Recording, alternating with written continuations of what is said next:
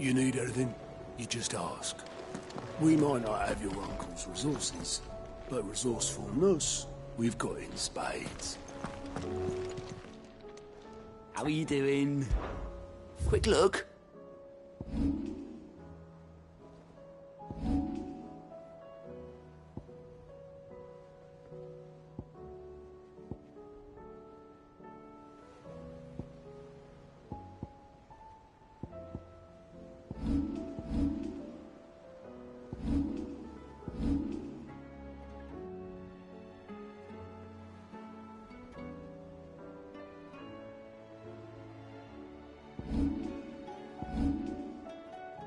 Always something in there.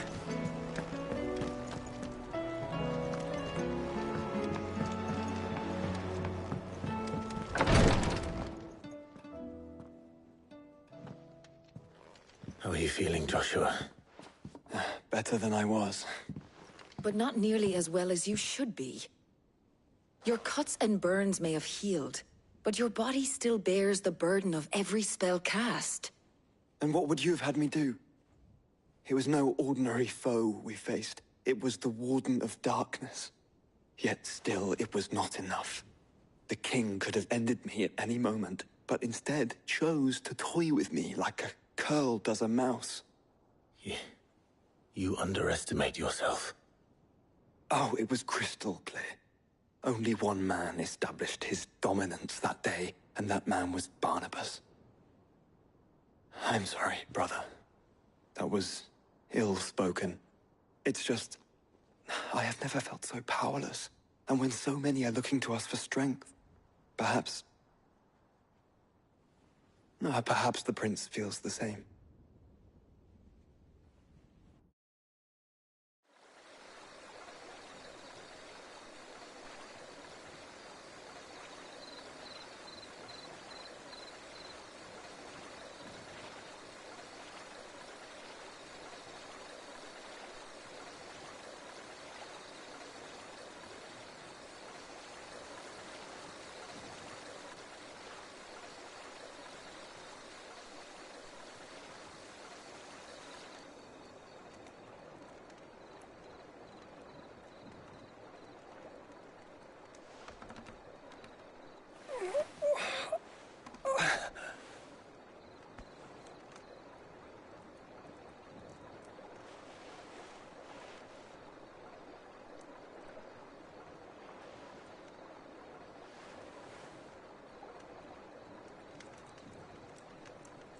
What is this place?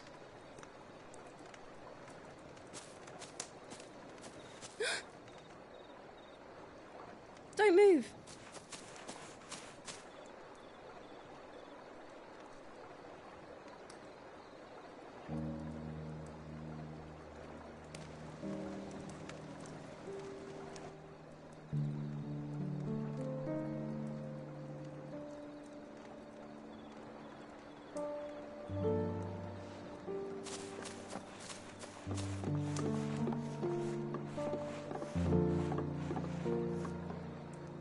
Here, it's fresh from the well.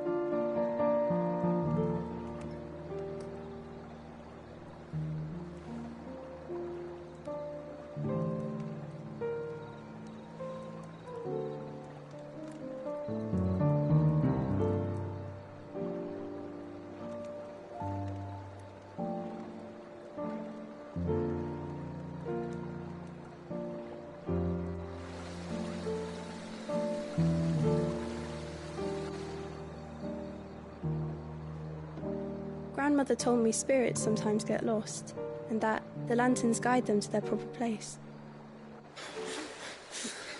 I set one on the river for her when she passed away.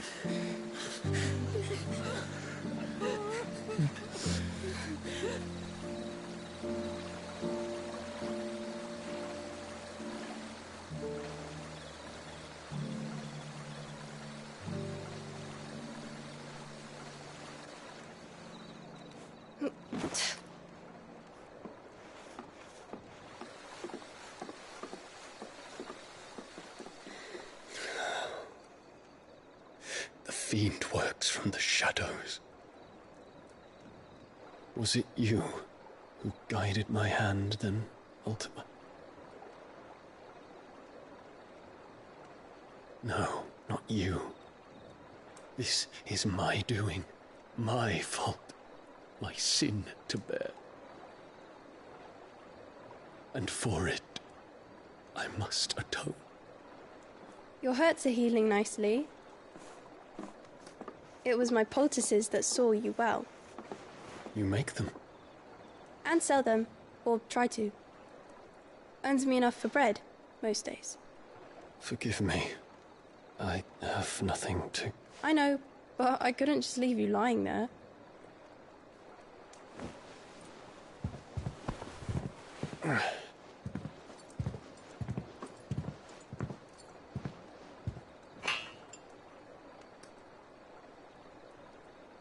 You're going then? Of course. I'm healed. Thanks to you and your poultices. Will you promise to come back and visit?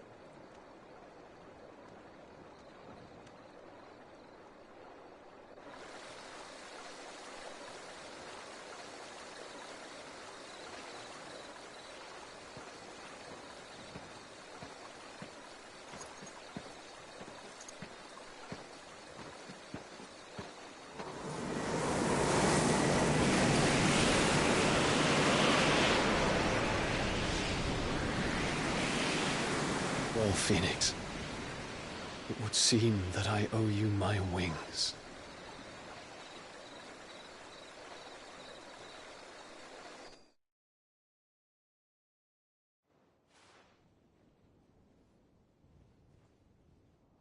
Perhaps he can find an answer. You will be returning to Waloed soon, I gather. I see no reason to wait. Then neither do I. I can think of a few, but I doubt they'll stop you. You will take your medicine. Of course, Lady Daya. Set on leaving already, are you? How long will it take us to get back to Ash? Dunno, about the same amount of time it took us to get here. Maybe less, if your uncle can find someone trustworthy to patch up the Enterprise. All depends on where we're putting into port, mind. Yes. It's not as if we can put ashore wherever we choose. We have to assume that the whole of Ash is hostile, and that we'll be attacked on sight. Then we must find a place they won't think to look. And I have an idea who might know of one. The Professor! I'll go and tell you come in. While you're plotting our course, I'll be in the shelves with your lawsman. I wish to pick his brains about Ultima. Then I'll talk to Karen about supplies for the journey. They may not be easy to come by in Ash.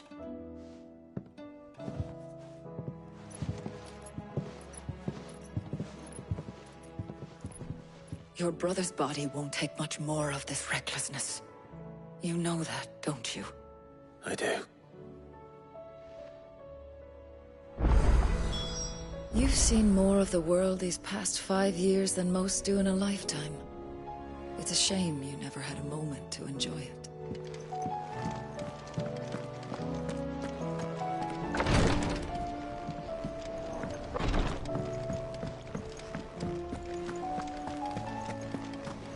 I still say it were a compliment. Ah, Clive. I was wondering, please tell me you've come to take our young prodigy here off my hands. I'm not here for Mid. I need information on Ash. Then why not ask Molly if you can look in one of her ovens? Go on. As soon as the Enterprise is ready, we'll be setting out for Drake's Spine. And we're going to need a safe place to land. Preferably one that won't see my ship blown to shit and splinters. If it were that easy, do you think Waloed would have resisted invasion for so long? Very little is known of Ash, and the information we do have is spotty and outdated. We have the good King Barnabas to thank for that. Waloed's borders have been closed to outsiders since the day he seized the throne. If there is anywhere safe to land, you won't find it on my map. Then tell us what we will find. I'm sure you know better than we do. But no splinters. All right, if it will get you out of my hair. But interrupt me, and it's over. Understood?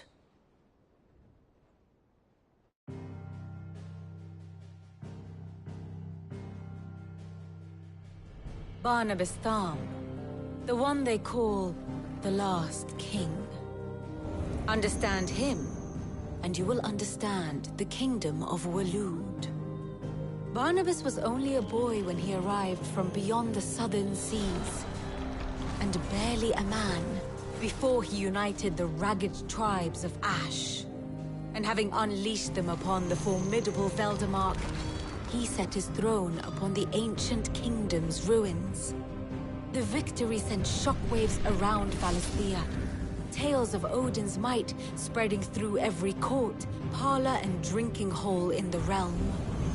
Note that this was in the year 843, and that the king still sits upon his throne some 40 years later, quite untouched by time. Waloed's recent inaction left many wondering if Odin had lost his appetite for war. And yet here we are.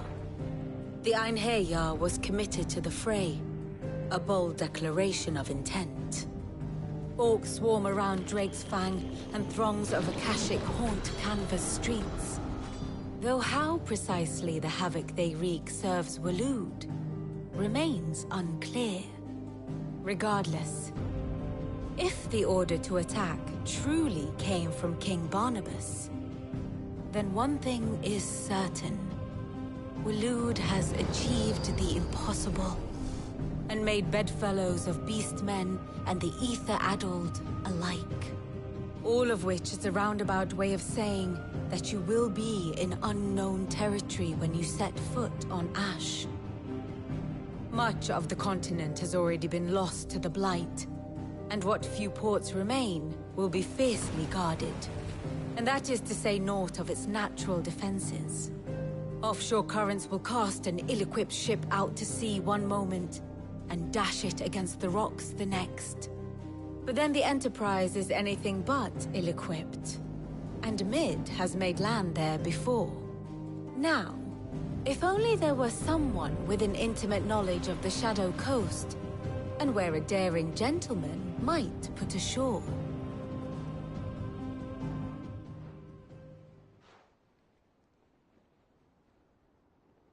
You see, Clive, you had the answer all along. Do you think you can get us back to that beach, mate? Picked you up from it, didn't I? Not that it were easy. The currents were a right bastard. But then, if it wasn't hard, it wouldn't be worth doing, would it? Well said. Thank you, Lady Vivian. If a few morsels of common knowledge and a sprinkling of tavern talk are worthy of your thanks, I wonder what genuine intelligence might earn me. Probably more visits. Mid, I need everyone in the ale hall now. I'll fetch Joshua from the shelves. Aye, aye, Captain.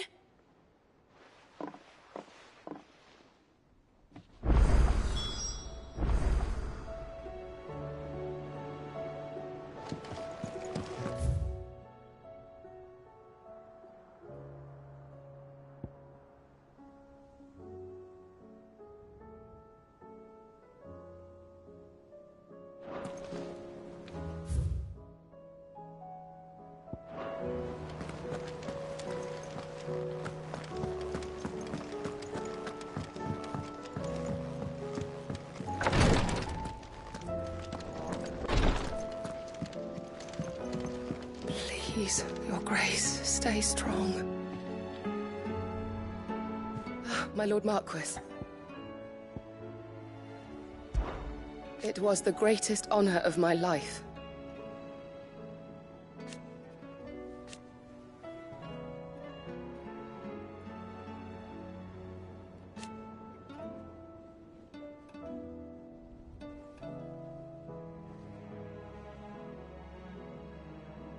But now... so I bid you. Your companions are kind indeed.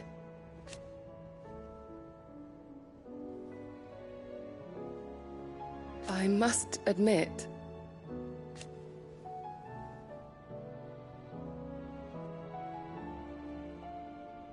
But I see now.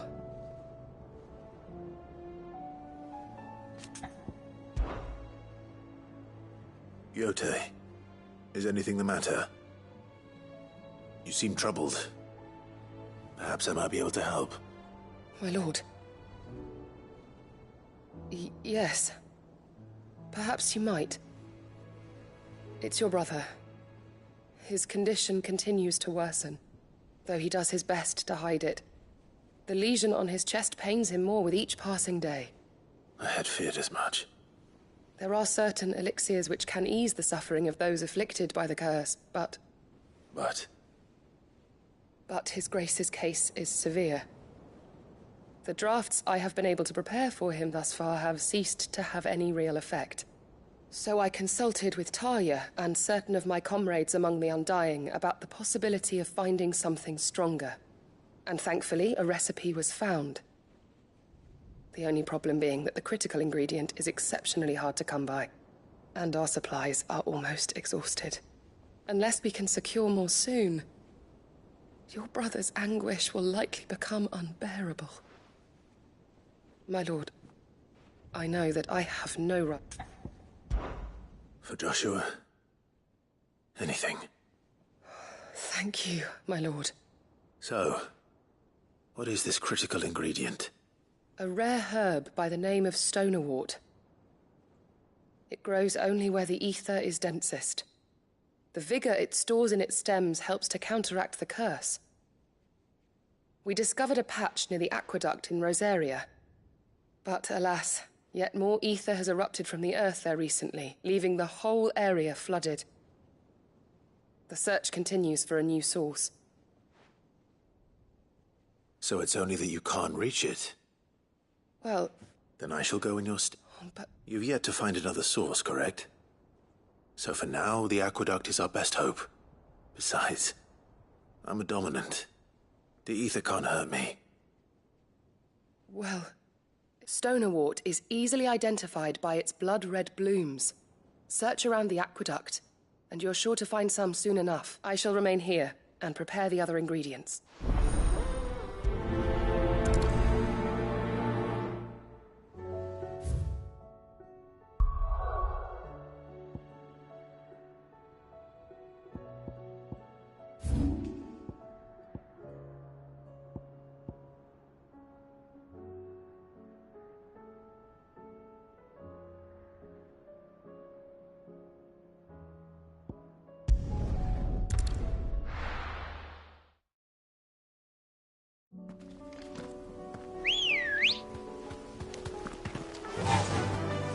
Fly, Ambrosia.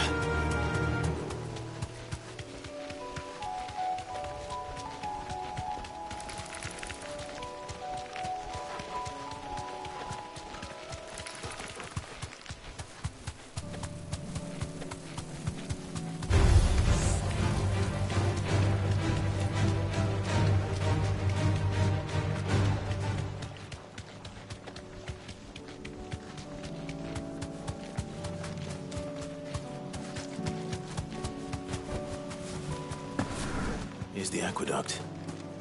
Now to find our stonewort. Maintain mention.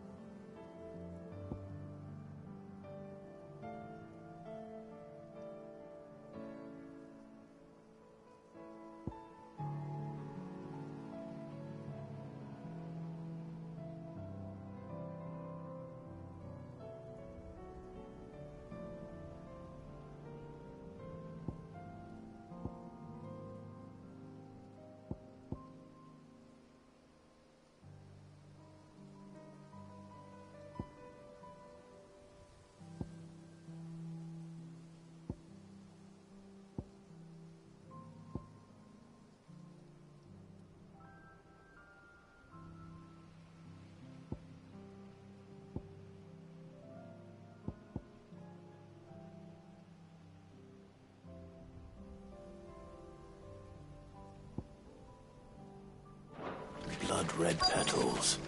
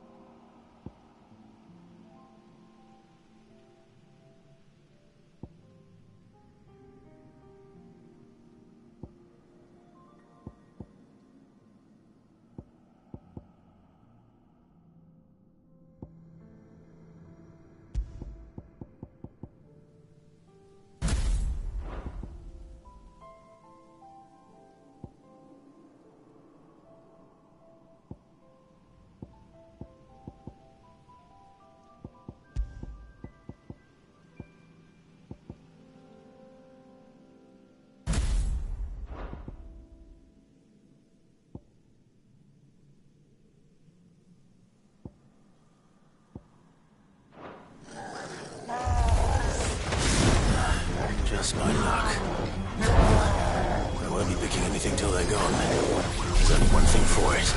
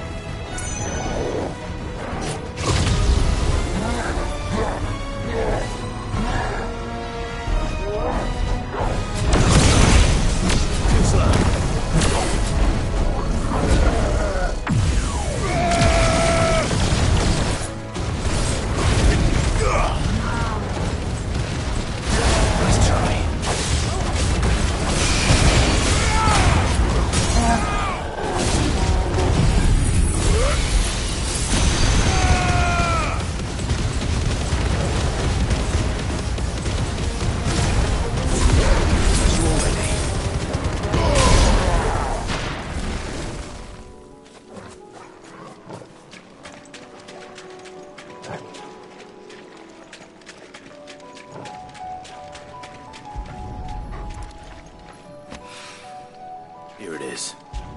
Better collect as much as I can before reinforcements arrive.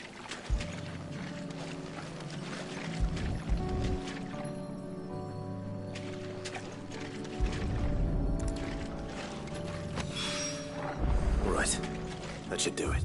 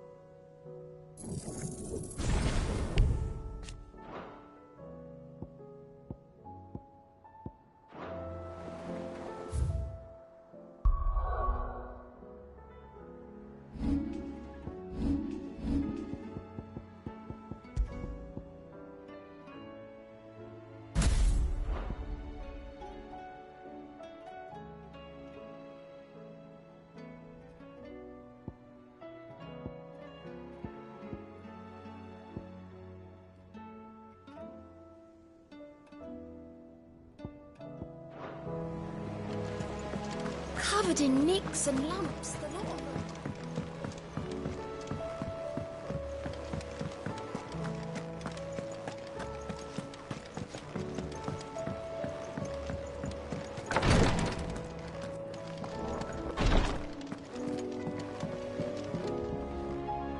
Yote.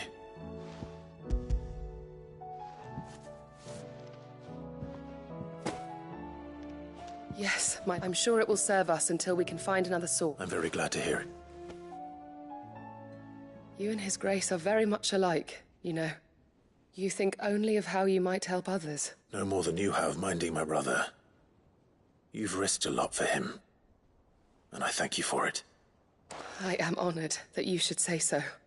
But I beg you, my lord, do not give too much of yourself for the sake of others. We could not afford to lose you. I'll keep that in mind.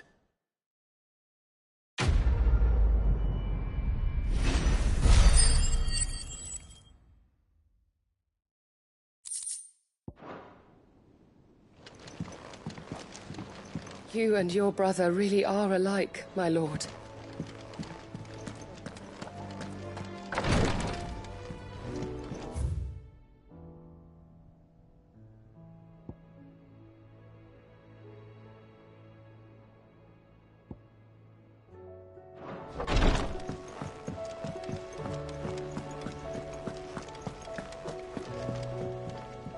Heard the bad news then, did you? What bad news? About Dravost. Blackthorn's old haunt. With the football anyway, the mines just down the road from there are spewing out ether like no one's business. And the village? Safe from the flood for now, but they've got other problems. Akashic. Every creature in the area is either turned, or on the Zoltan and the others are living on borrowed time. Dorish sent a few curse breakers to keep an eye on things, but there's only so much a couple of scouts can do. If something ain't done soon... I won't let that happen. Didn't think you... Does Blackthorn know? I thought it might be better if he didn't. He'd only do something. You reckon we should tell... No. Yeah, well... I can't stand about knowing what's...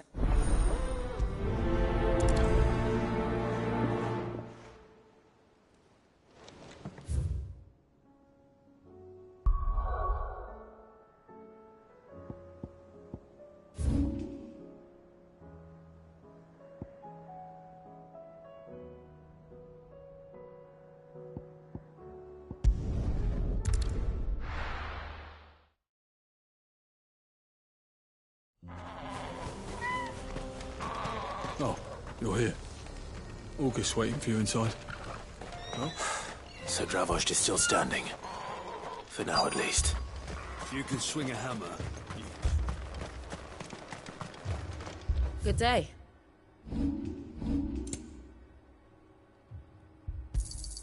Thank you. The brass neck of that girl. Everyone's coming in. Clive! And the Akashic? Mostly off to the north still. But I spoke to Doris's scouts and it turns out things are... Told old Snotty to be ready to seal the north gate. Enough for the villagers to barricade themselves inside their homes at least. Well done. Welcome back. I'd never have guessed, you know. Who'd have thought that the savior of Dravost would turn out to be the realm's most infamous outlaw. Keen to help us out again? I am. Thought you could sneak off without me, did you? Blackthorn. Oh, what are you doing here? One of the scouts couldn't keep his voice down, unlike my best mate who didn't think I deserved to know. Zoltan, how long's it been? Long enough for us two to turn into a pair of old codgers, I see. That your idea of an apology? Don't listen to him. You only did what you thought was best. But that ain't the whole of it. Vulcan, our master, didn't leave the chiefdom to the two of us. He left it to me. The best blacksmith in Dravost, barring himself, of course. Bloody stupid tradition, in my opinion. If someone's got talent, you should let them practice their craft, not ask them to settle petty feuds and barter for grain. Our master wasted half his life that way. I wasn't about to let that happen to me. So you wasted half of mine instead. You're what Dravost needed. Under me and my precious ideals, this place wouldn't have lasted a year. So I left to devote myself to the work and spare you lot the consequences. I may be a selfish prick, but what you had to do was your duty! Even if it meant we all starved? Enough. This is no time for bickering. You can finish beating each other up once Dravost is safe. Fine. I've said my piece anyway. Yeah. Sorry, Clive. Short enough on time as it is. Still, give us a mo, would you? I need to get my head straight before any of them Akashic try to bite it off.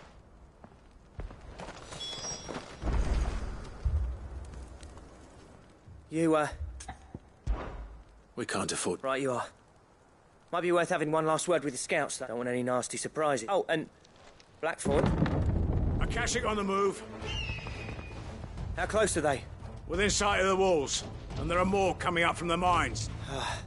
What was I saying about nasty surprises? They'll wash right over us if we stay out in the open. We're pulling back behind the gate. Good idea. Get you... Understood.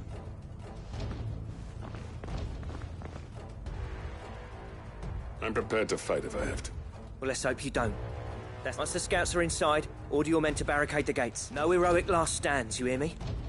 No fighting at all if you can help it. August's right. I've seen what Akashic beasts can do to armor.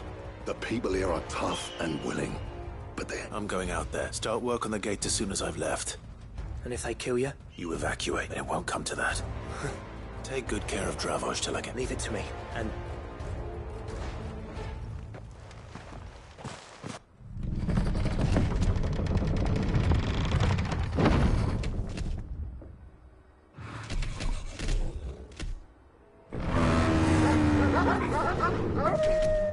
All right. Which one of you's first?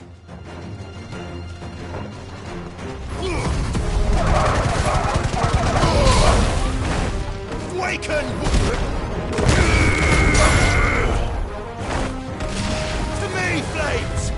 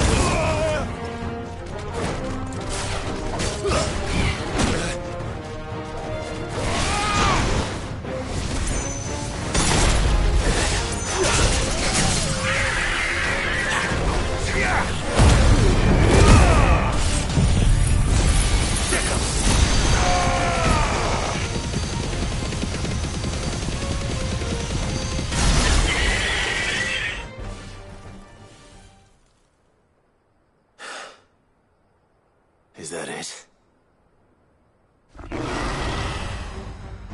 Apparently not.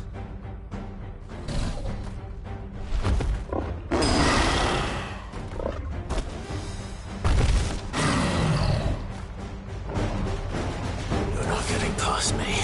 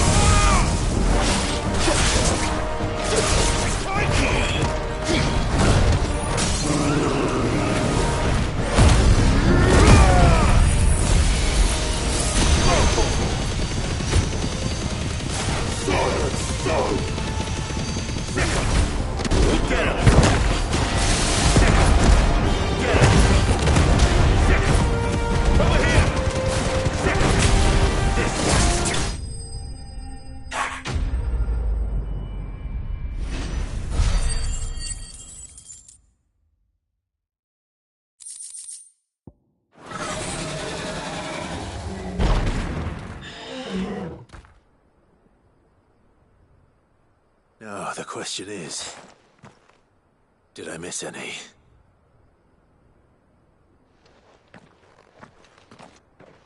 Man alive!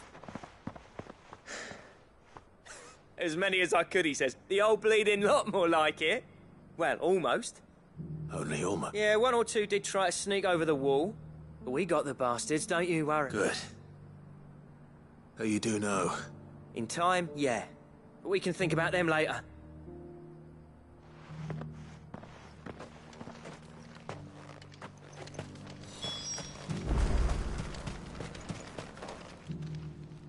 Sid! You're even more fearsome than your reputation. Enough to give those Akashic monsters nightmares. I almost felt sorry for the wretched things. But mostly, I felt grateful. Dravost won't forget what you did today. I'm afraid I've only delayed the inevitable. There's no getting rid of that ether flood. Meaning that any living thing which stumbles into those mines will end up... And that's if the flood don't spread. I hate to say it, but the village's days are numbered.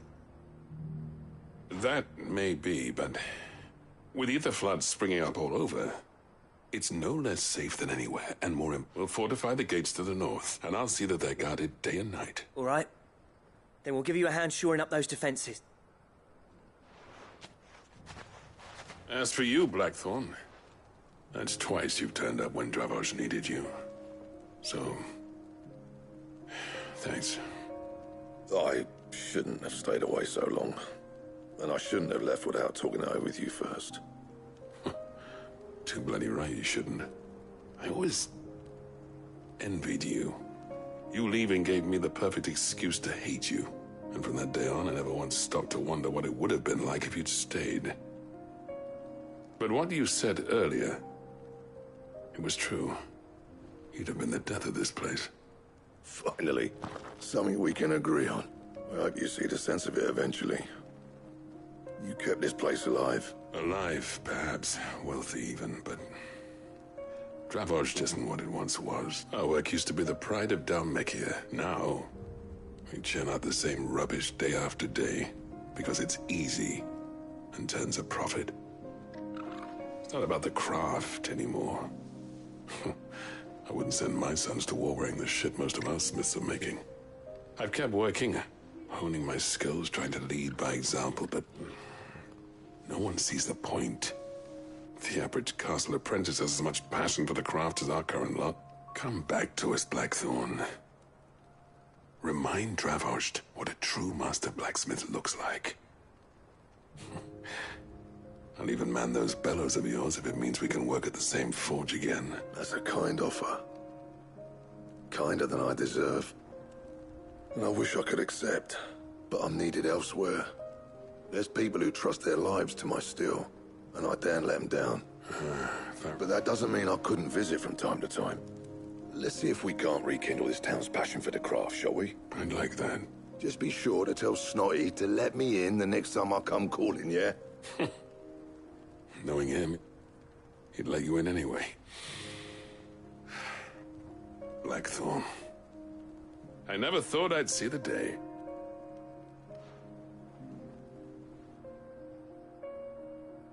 I'd say that went pretty well, wouldn't you? Even better than I'd hoped. Sid, I've got something for you.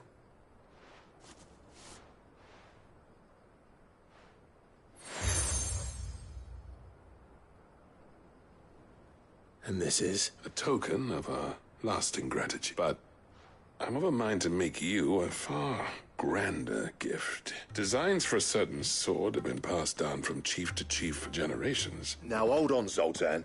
There's a reason no one's made that blade in centuries. There's not been a craftsman equal to the task. I'll admit your cinders make impressive steel, and I've learned to hone an edge Odin will be proud of. But the engravings on that thing are enough to make a jeweler cry. And they're not just for show. Have you forgotten what brought you back to Dravos? I knew I'd never surpass you with a hammer and tongs. So I turned my hand to a different kind of metalwork. Between the two of us, I'd say we're the equal of any master craftsman ever to have graced a forge.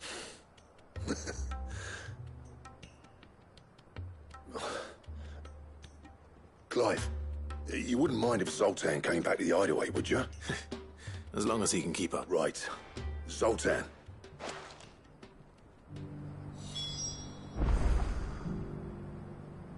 With a little help from Blackthorn, I don't see why we can't restore Dravos to its former glory. Barring ether floods, that is. I'll tell you what, Clive. If we pull this off, it will ruin every other sword you've ever held. I'll get him back to the hideaway. Don't you worry about that.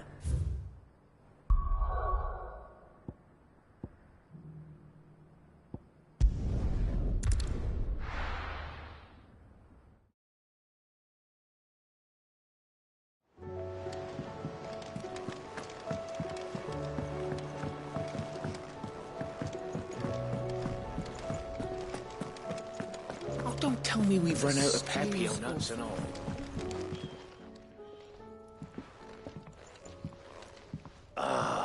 We were just about to make a start on that sword. It's funny, but not... You remember Camille? We'll be using his leather work for the grip. The steel, meanwhile, will be tempered in a fire, burning the cinders you charmed out of old Zoltan here. And that whetstone from the Outer Isles, that'll be what gives the blade its edge. And the final flourish will be my talented colleagues' engraving. A team effort led by the greatest blacksmith alive. Now, save that talk till the thing's finished, yeah? Right. I'm ready if you are. To the bellows it is, then.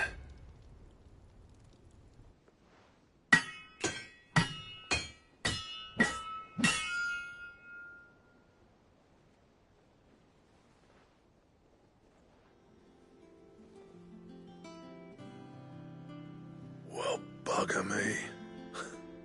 We actually did it.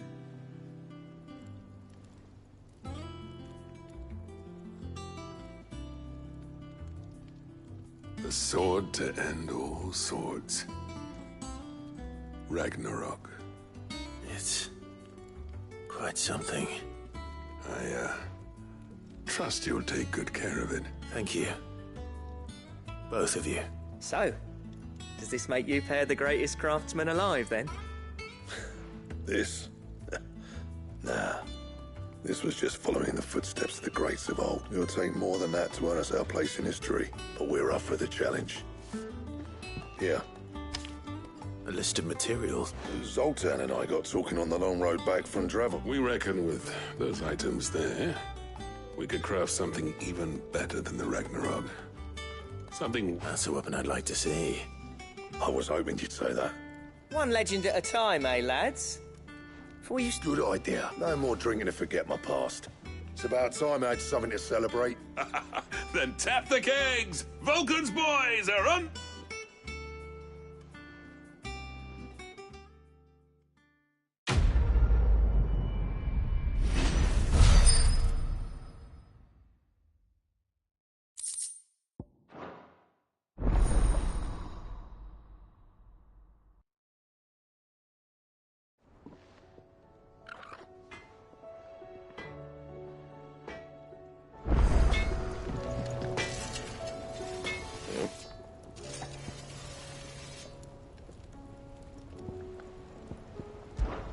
Yeah, the weight of all that shit. Clever girl, that one. So, what'll it be?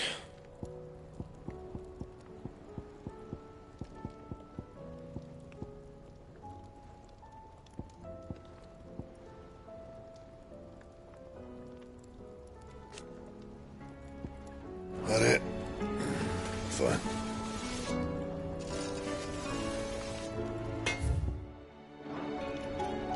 What do I owe the honor? I never fought me, and if it hadn't been for you... What do you want?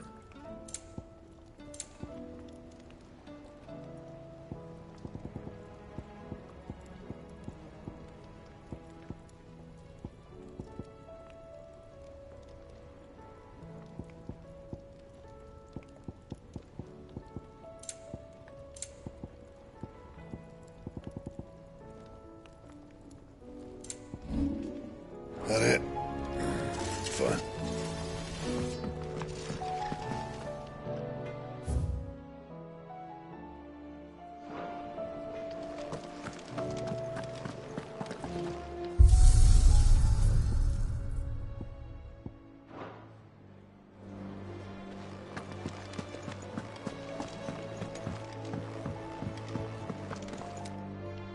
My Lord Marquis, that some of my fellow Guardians are to build a new home there.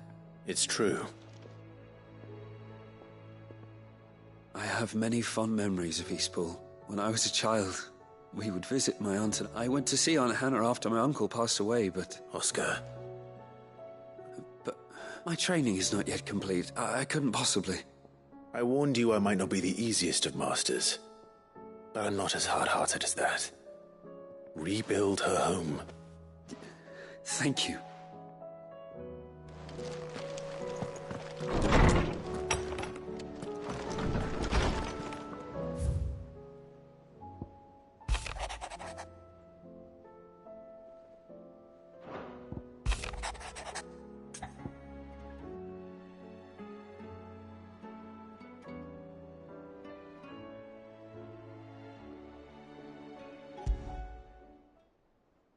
There's no way of knowing if Doris will confide in me.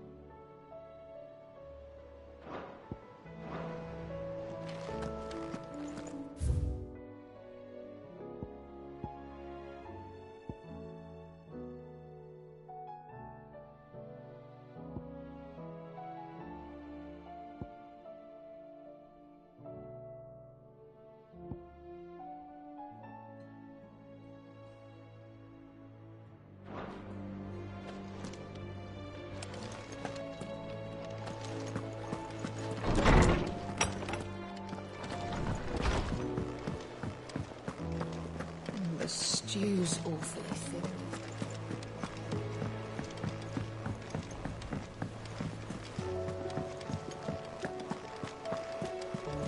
Covered in nicks and lumps, the lot of them.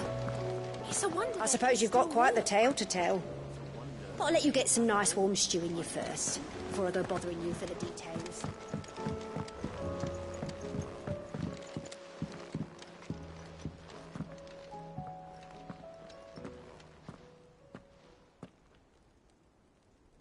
Where are you?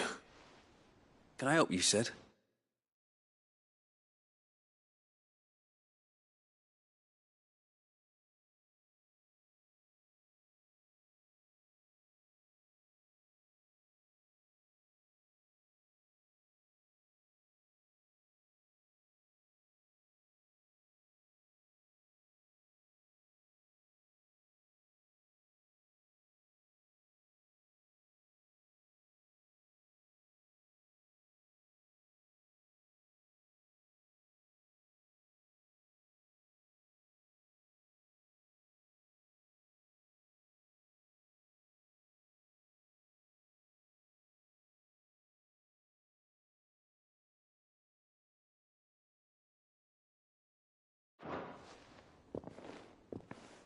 I'm looking for Doris.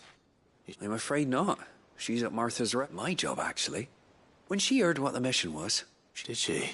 Following up on some new information. Once they'd settled in, the bearers you helped liberate in the Dragon's Eyrie were keen to talk about their imprisonment. The slaver Cole's team were tracking when they were attacked by the Beastmen. I'll go and find her. If she's not moved on already, yeah. Why would Doris insist on going alone? Maybe Cole was right to be worried.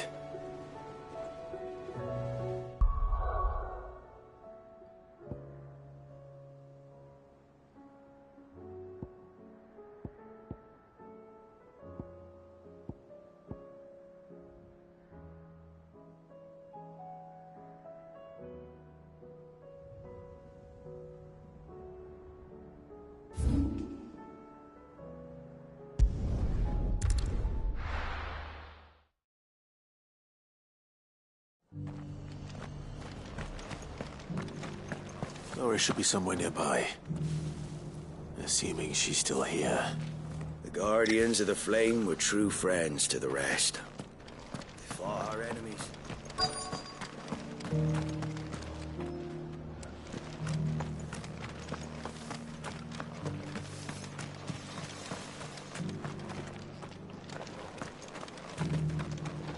The world seems to be changing so fast lately, I can hardly keep up. It doesn't still hurt, does it?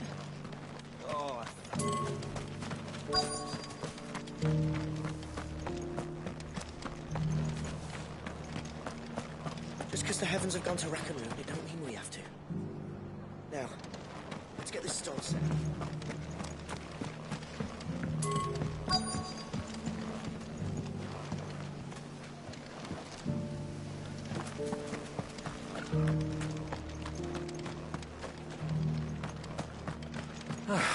I've got greens of all shapes and sizes.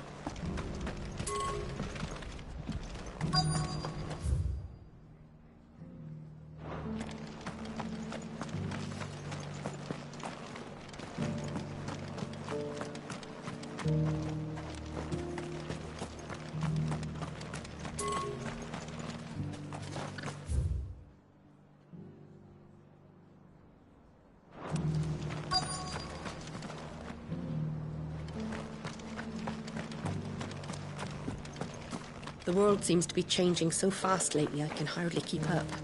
But what I do know is that...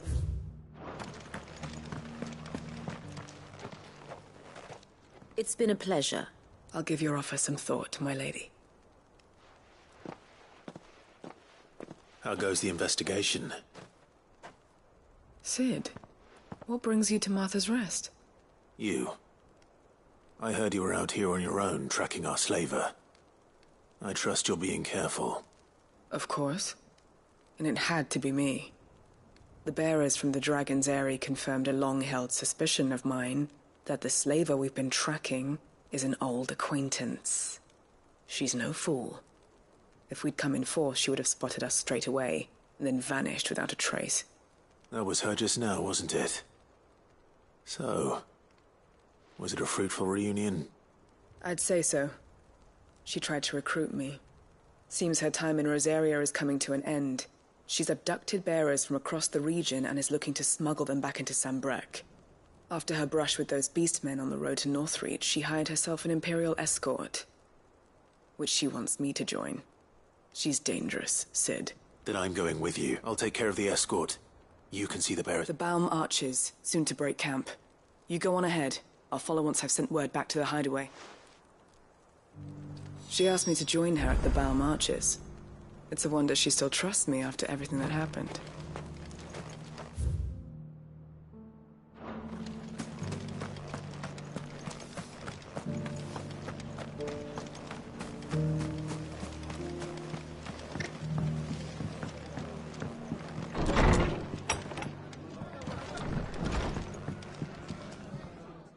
Clive, I was just about to send for... I'd like you to take something to Sir Wade up at Seeds for planting.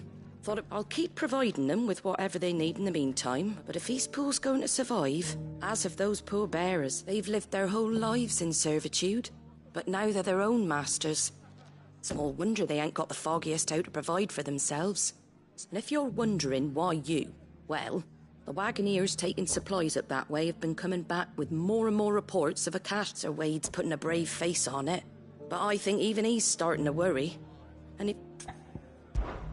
All right. Thanks. There. That should be enough to keep him in Gazal Greens for a few years. Gazal Greens? Not the most mouth-watering crop, I'll admit. But better that than something that'll wither away at first frost. And chocobos love 'em too, which is no small thing. When I say all of us need to pull together to get Eastpool back, they ain't exactly succulent, but cook 'em right and... I'll take your word. Anyway, Sir Wade'll know what to do with them. And if he don't, well, I'll go up there and show him myself. I'm sure you will.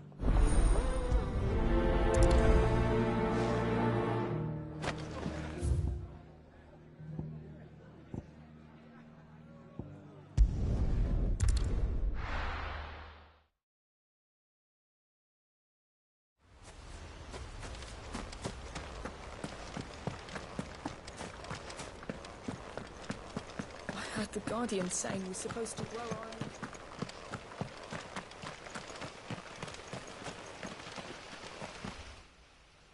Ah, what brings you to... A delivery.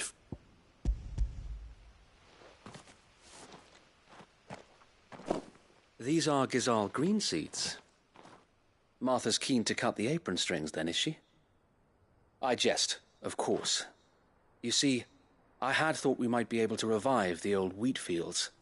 But they'd long since gone to seed, only without the seeds. Martha was hoping he might be able to show the bearers how to plant and tend these, so that they'll be able to fend for themselves.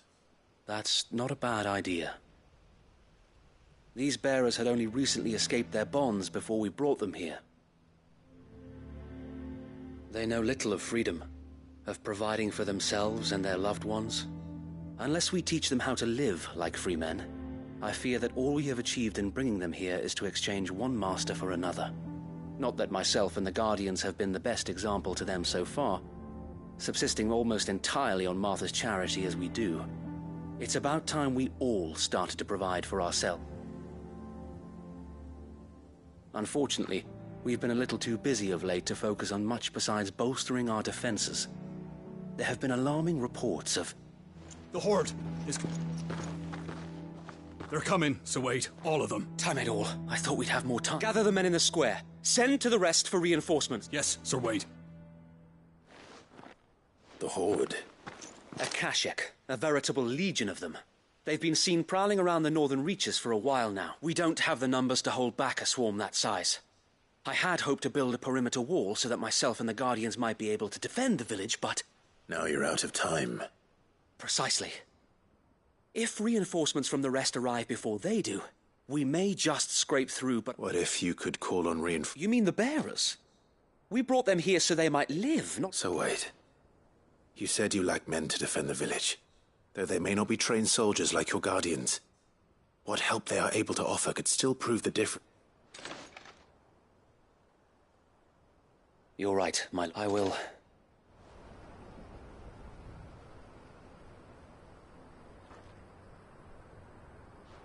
My friends, I humbly beg your aid. We Guardians are few and our enemies many. But I swear we can defeat them with you at our side. You would send us to the slaughter. To serve as bait for those fiends so that you and your men might be spared. And to think we trusted you. Say what you will. A home is not worth dying for. But it is worth fighting for. Sir Wade fights to give you lot a chance. Just like I do. Just like Sid does. We all wanted to give you a home where you could be free. And you got one, didn't you? This place, Eastpool. This is your village. Your home. And if you don't fight to protect what's yours, you'll lose it. You know I'm right. This world wants to take everything from you. Everything. Your homes, your freedom, your very lives. So then, are you going to stand by and let that happen to you? Are you going to accept fate like good little Bran did and die, having never stood up for yourselves? Or will you fight like free men and women?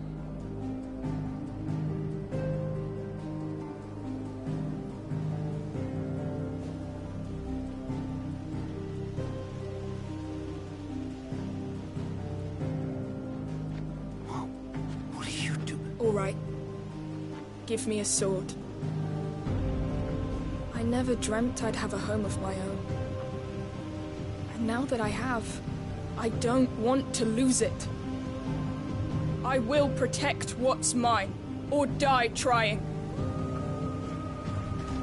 We all will. Free men and women, fighting together.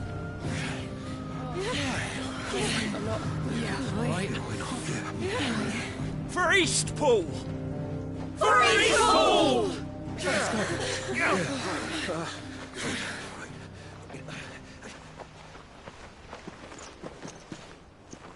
Thank you, Martha. Don't mention it. Just promise me one thing. That you'll show them how freeborn fight. Gladly.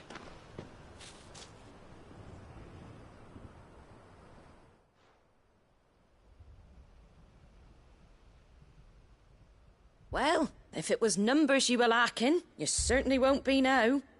Thanks to you. Me? Oh, I just love the sound. Lord Rossfield? So what's the plan of action? We'll divide our forces into several small detachments, each made up of guardians, bearers, and guards from the rest. These will position themselves at strategic points. Upon engaging with the Akashik, each detachment will keep the creatures occupied as best they can. You're going to lure them into the village? I am. We will have neither the time nor the resources to treat the wounded, so injuries must be avoided at all costs. Instead, we will focus purely on defense at first. By coordinating our withdrawal through the use of messengers drawn from among the bearers, we will aim to have the swarm converge at a point of our choosing. With luck, that point will be the village square. The perfect place for our most able warriors to surround them and fall upon them, and for you and I to finish them off. A sound plan, but one that'll require a leader with a cool head and strong nerves to coordinate the retreat. I'd say you have both in abundance, Sir Wade. Please, leave the last of the fighting to me. Ha! And let you have all the... Sir Wade! Then you know what you must. We work together. Everyone playing their part, each shielding the other that no man might fall. For Azaria. For it.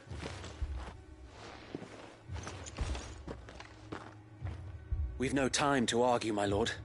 I'll do as you ask. And I will do as you ask. Suppose we'd better do our bit too, then. Right you are, Martha.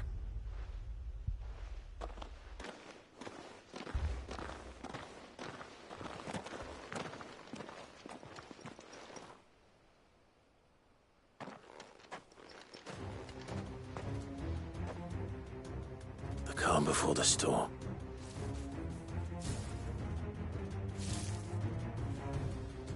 And here it comes. I will not let this village fall.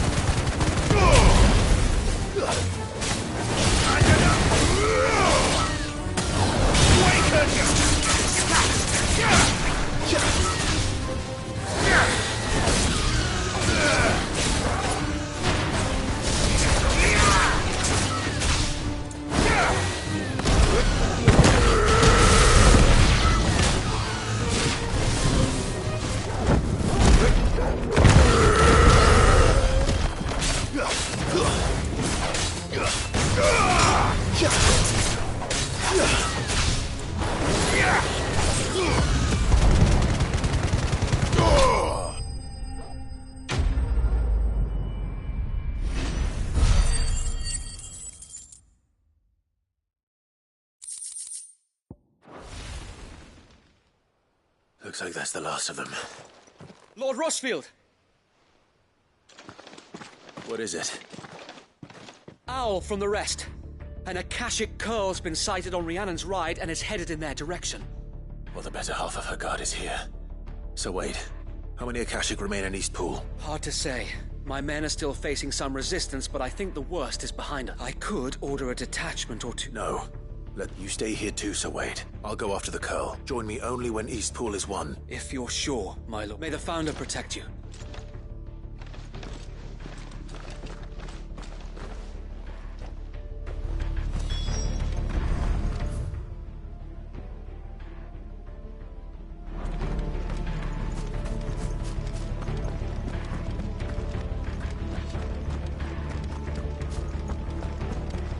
Come to tell me an Akashic curl's heading towards the rest?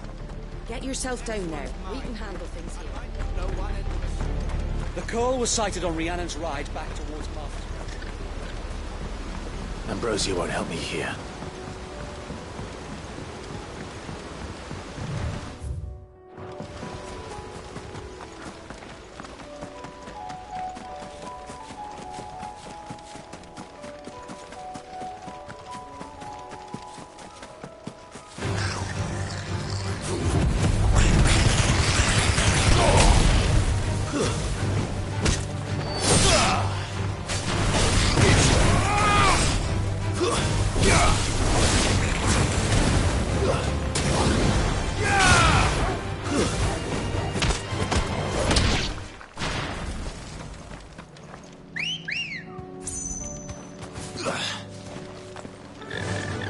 Run like the wind.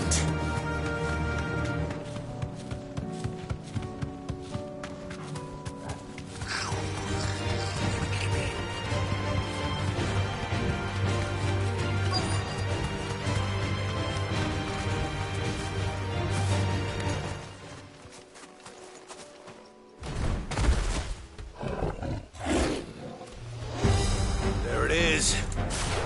With me, Torgal.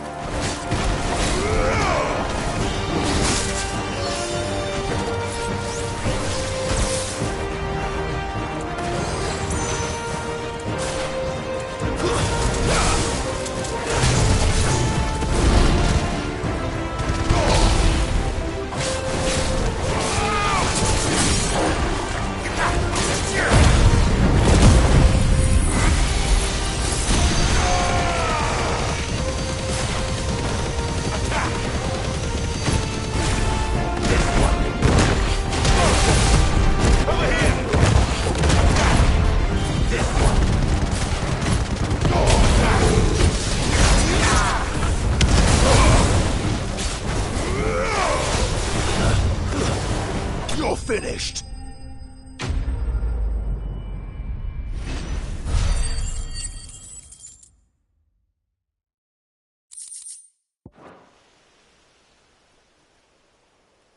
All right. Back to Eastpool.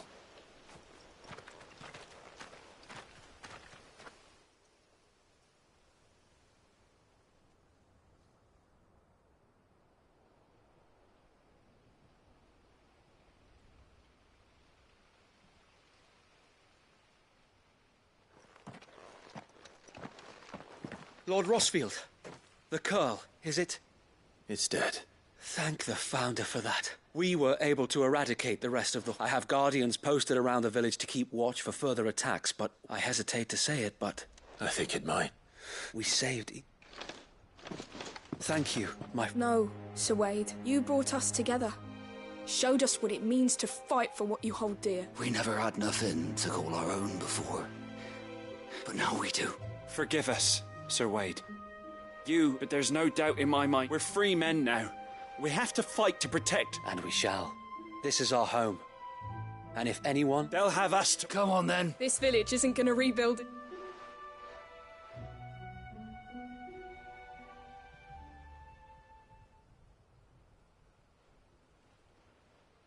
They're not slaves any... No. Your father took pity on the bearer's plight, and I believe if he were still with us today, this is what he would have wanted. I believe you might be right. I shall remain here, my lord, and do what I can to help rebuild. After all, this is my home now, too. I think you'll find it's East Pudlian, sir.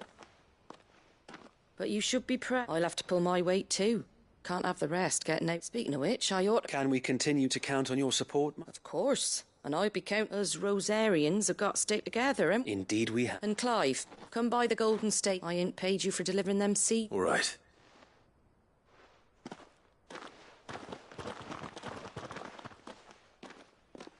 Lord Rosfield, do you remember our very first mission together? Clearing the goblins from the Stillwind marshes? How could I forget?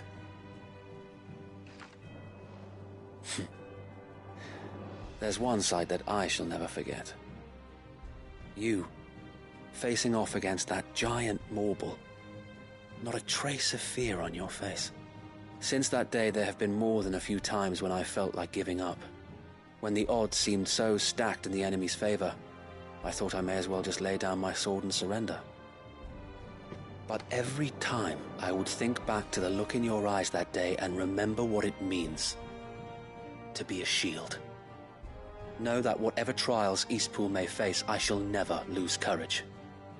Thanks to you. Sir Wade, you have always been a true shield. I know that Eastpool, and indeed all of Rosaria, will be safe in your hands. Thank you, my lord. I know the rest of the world will be safe in yours. I'll do my best. Thank you again for all you have done for me and mine, my lord.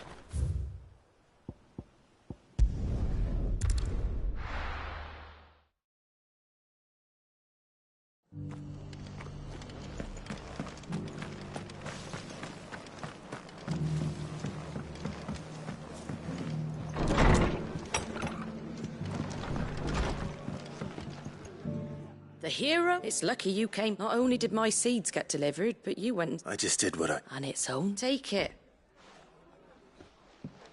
Thanks. And a home to free bearers. Well, it was your idea. I know that, but I never stopped to think what it would mean. Though I suppose the rest ain't much different now. You know, bearers living free like that. Reminds me of when I first met Sid. Loath as I am to recall that particular day. I take it you didn't always see eye to eye. What happened? Well, if you really want to know, I started doing what I do long before I met Sid. In fact, that's how I met him. Or at least how he came to meet me. He showed up at the stables one day, asking questions about who'd been buying up bearers. Founder knows what he thought I was doing with them. Running a hunt, poking around in their innards. Something awful anyway. Me, I thought he was a new constable. Thought the game was up. But somehow we both managed to work out what each other was about. And before I knew it, the cheeky arse was rattling on at me about how I was doing it all wrong. After all my hard work.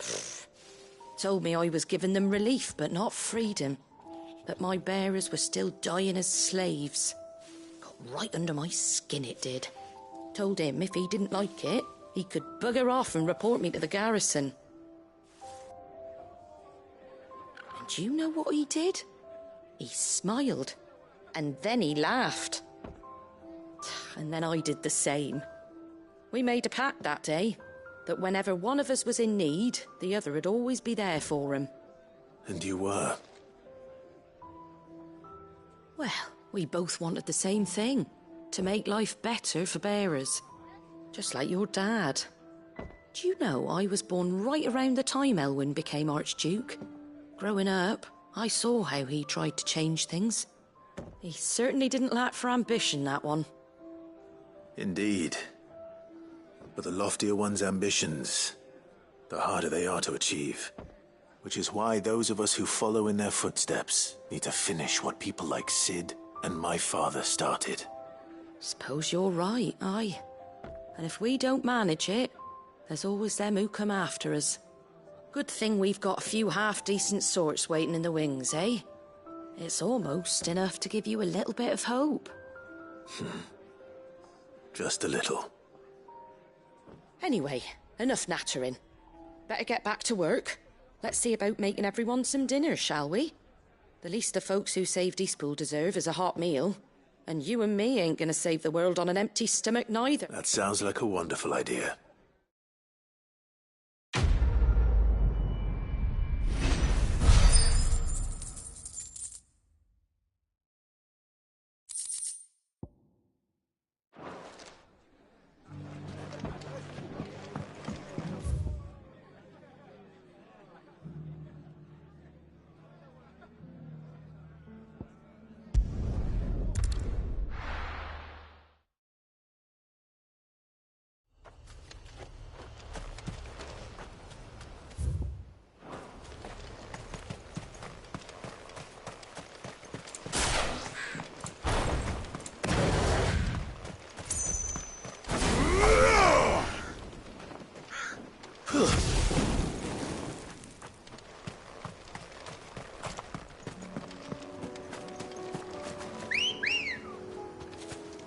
Let's go.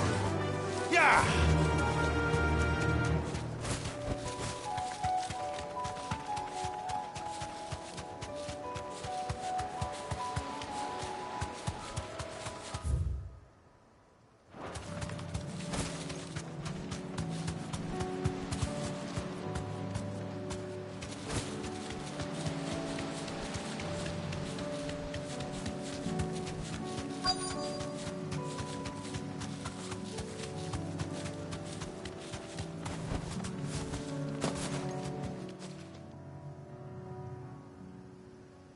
Good.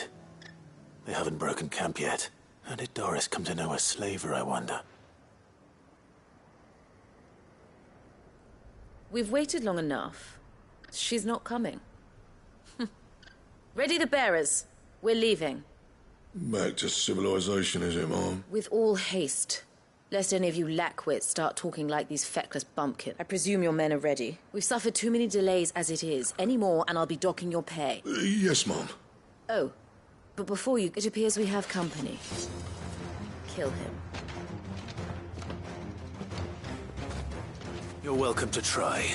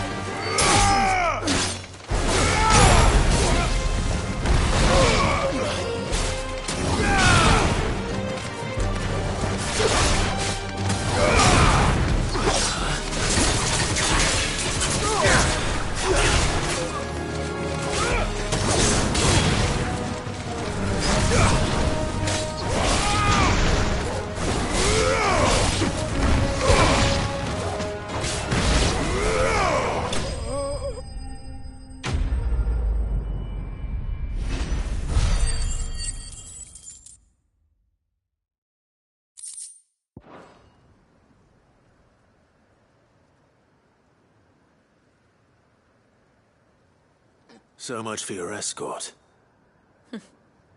You'll forgive me for not avenging my men.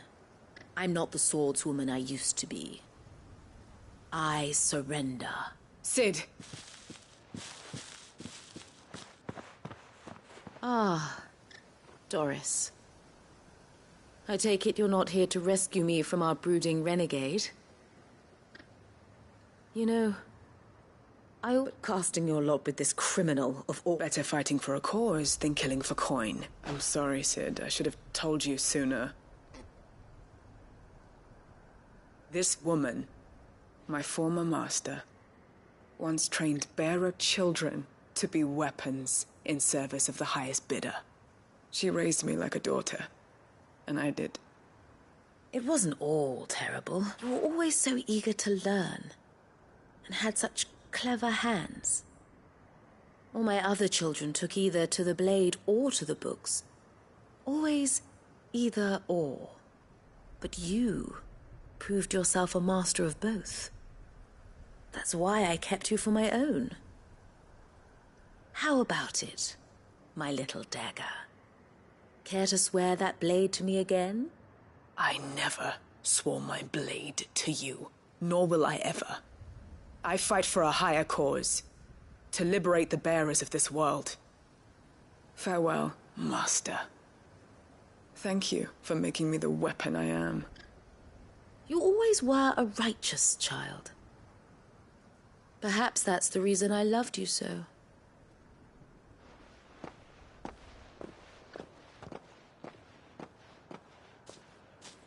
What do you want to do with her? I am not the killer she wanted me to be, and she no longer has friends in high places. The Dame does, though. Her connections at the Imperial Court will see that justice— All right. I am. And thank you for everything. Now, I better—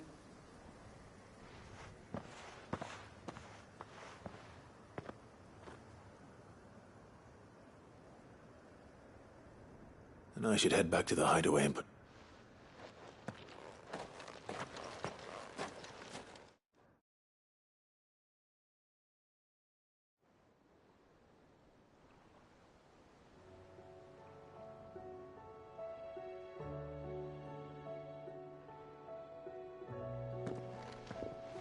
Welcome back, Cid. Doris's message just arrived. I hear you saved more bearers. With any luck, they'll be joining us in the hideaway shortly. Oh, and your letter. I'd been hoping as much. She mentioned so the slaver we'd been chasing all these months was her former— She's been arrested, by the way, over in Sambrek. Went quietly, or so we're told. She won't be getting off lightly. The Empire may have no love for bearers, but it's none too fond of black market traders either. Can't have been easy for Doris. I'm sure it wasn't. I hope so. You had quite the past yourself before you came here, or... Anyway, thanks again, Sid. Keep up the good work, Cole.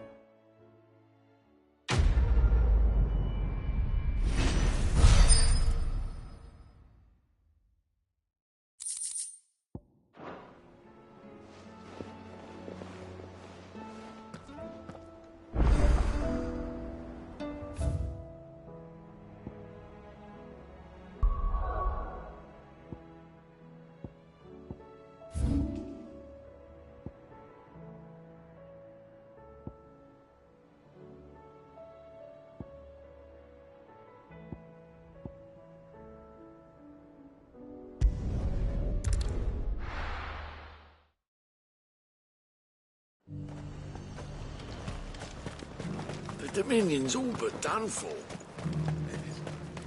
Was that shouting I heard from the barracks?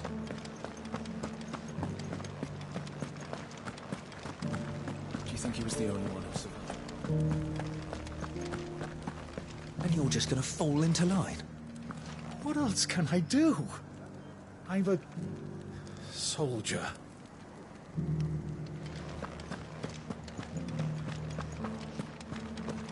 I don't trust this Duke.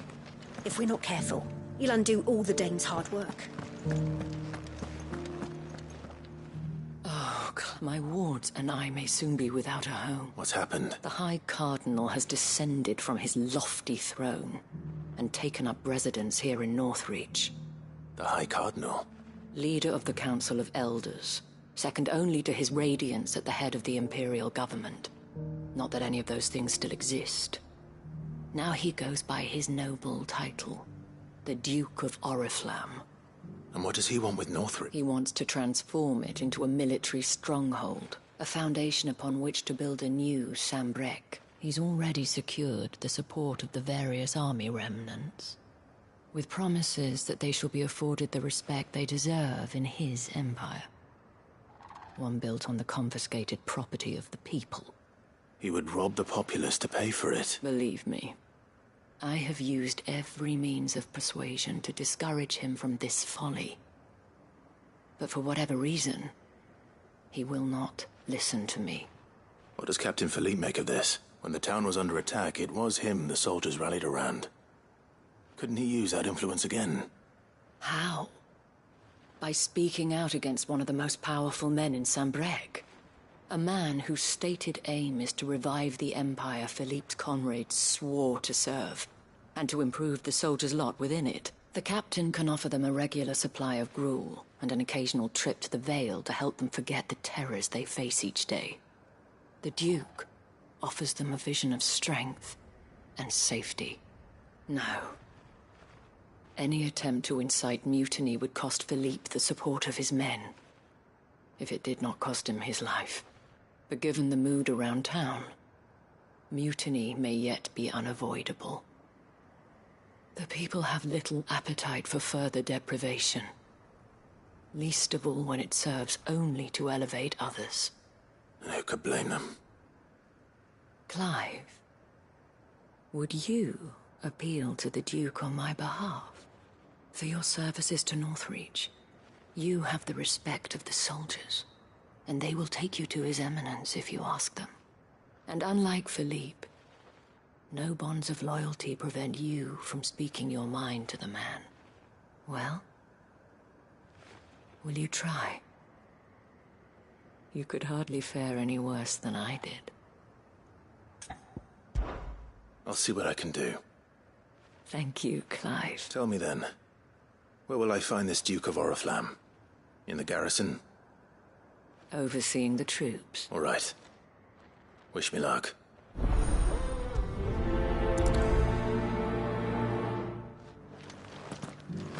I may have met this Duke before, at the Remembrance Ceremony.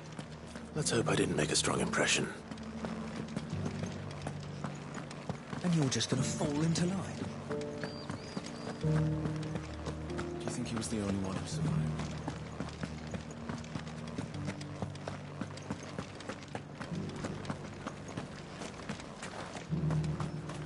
One at a time now.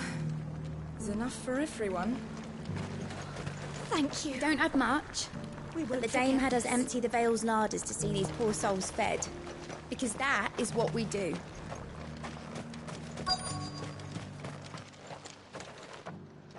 Halt! Oh, sorry about that. You're the dame's man, aren't you? You got some business with the captain? No, actually. With the Duke. I was hoping I might be able to speak with him. We're under orders not to let any civilians pass. But you should be all right. His Eminence has heard all about you and your heroics. Wait here. I'll go and ask.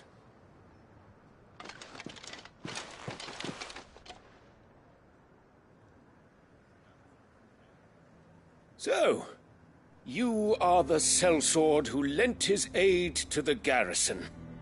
The Empire owes you a debt, and I shall see it repaid. But tell me, is it wealth that you seek, or favor? Neither, Your Eminence. I thought only to inquire about your plan to turn Northreach into a stronghold. Ah, I see. You are worried the expanded garrison will render your services redundant. Yet you needn't be. A proud fighting man like yourself shall always have a place here. Pride of place, in fact. For too long has the contribution of the noble soldier been under-reckoned. But no more. For it is they who shall see the Holy Empire rebuilt, beginning right here in Northreach. Why here, Your Eminence? The town has been fortunate enough to escape largely unscathed from the recent troubles. Her defenses are sound, and her garrison well prepared. Which is more than can be said for Oriflamme or Twinside. The Empire wants for a capital, and I believe Northreach to be the perfect place. With Caer Norvent as her citadel. Once we have seen to the refortification of both the town and the castle, we need only build a wall around both to create a city that would be the envy of the twins. Plans are already underway for the construction. Soon enough, these thralls shall learn that they are no match for the might of Sanbreque. I fear you underestimate how dangerous these creatures are, Your Eminence. Should they return in force, you will need all the people of Northreach to come together in defense of the town. Something they may be loath to do if they've been deprived of their worldly goods. The people will do as their leaders command. If Sanbreque is to be rebuilt, she will require a functioning government. One whose authority is beyond question. That is why this levy is necessary. So that any man who wishes to join the army might do so and be fed, outfitted, and paid as befits a defender of the Empire. And yet there are those who persist in peddling the treasonous lie that I seek to steal from the people and drive them from their homes. I suspect they're afraid of losing what little they have left. Precisely. The common folk have little and less, and you mean to deprive them of even that. You would sow the seeds of your new empire in your own salted earth. Sabine, we have discussed this. Yes, and I told you then how putting the empire before her citizens would lead only to revolt. Without an empire, there are no citizens. And in yours, there will be only beggars. Is that what Griga wills for her people? Do not take her name in vain, Sabine. I'll come back later. A citizens' revolt. I wonder what the people really think of the Duke's plan. It wouldn't hurt to ask them, I suppose. Let's begin with those on the other side of the wall. Sabine, you are embarrassing me. You're embarrassing yourself.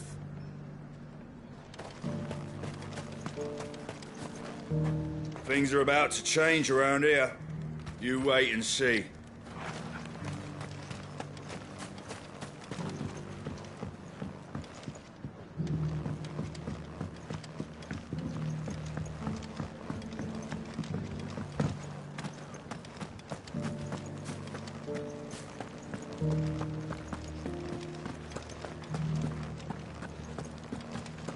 Do you think he was the only one who survived? Does it matter? He's the only one who came. You're that sellsword the Dame's so fond of. That was some fine work you did up in Moor. Well, I heard from the barracks. Could be trouble again. All right there. Just your opinion, actually. I wondered what you thought of the Duke of Oriflamme. Not much. None of us traders do. It's thanks to nobles like him that we had to set up shop this side of the wall in the first place. Couldn't have the rabble getting any closer to the holy capital, could they? And now he's trying to drive us out completely, threatening to take everything we got from us if we don't clear off. If the dame said she wanted him run out of town, I'd be straight through that checkpoint Tarba. The Duke might have soldiers at his beck and call. Us common folk follow the dame, and no one else. Ether floods, icons, whites and wolves. And then there's the skies. Seems to... Half of what comes in is barely fit for breath. Sell anything today? As much as you, I'll wager. I've been hearing a lot of talk about a certain Duke. Nothing good, I'll wager. Going around acting like he owns the place. And with hardly a word to the dame. This is her town, not his. I take it you'd rather she was in charge. As far as I'm concerned, she still is. Just need his eminence to sod off back to Oriflamme.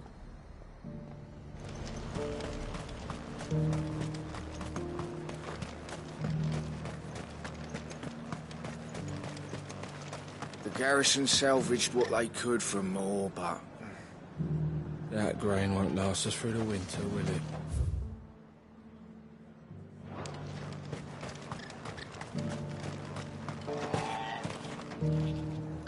A question. What do you think of the Duke of Oriflamme? Don't get me started. You build a life for yourself somewhere, earning for some noble to turn up and tell you you've got to hand it all over to him. If he thinks his name and his chains give him the right to empty our purses, he's in for a rude awakening. We'll do whatever it takes to keep what's ours. Whatever it takes. Well, the people seem united enough. What about the soldiers? I just think...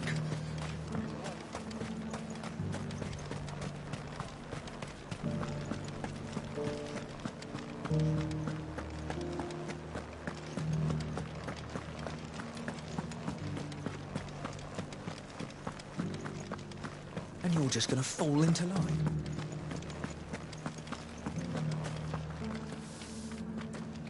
Excuse me, do you have a moment? I wondered if you'd mind sharing your thoughts on the Duke of Oriflamme. Well, he's made a lot of enemies coming in the way he did. But I mean, look around us. You can see the state the realm's in. The traders might not like having the screws put on them. But if they volunteered a few more of their hard-earned gil before things got bad, maybe they wouldn't have to. I think the Duke's got a point when he says rebuilding the Empire's the best way of making sure we're all protected. And if that means people who don't know one end of a sword from another have to make way for those who do, well, that's just how it goes. It's not only control of the garrison he wants.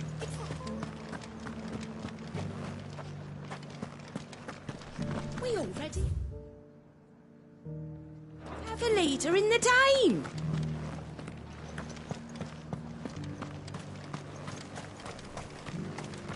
One at a time now. There's enough for everyone. You. You're the one who was talking to His Eminence. On the Dame's behalf, yes. I was trying to persuade him not to take the people's goodwill for granted, but it seems my words fell on deaf ears. What do you think of his plans? I'm a soldier, mate. He tells me what to do, not the other way round. Listen, I've got nothing but respect for the Dame, but I've got a family to look after. That's where my loyalties lie, not with the town or the Empire, but with my wife and children. If the Duke can get us some men and the equipment we need to fight off those blue-skinned bastards, I don't care how he does it.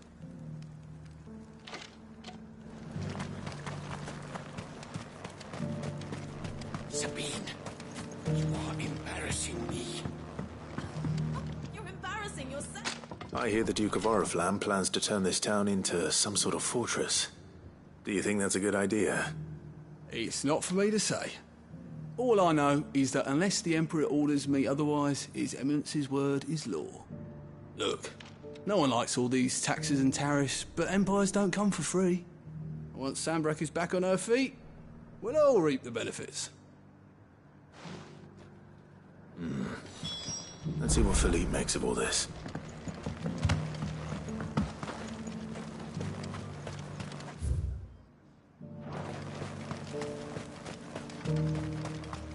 A whole day.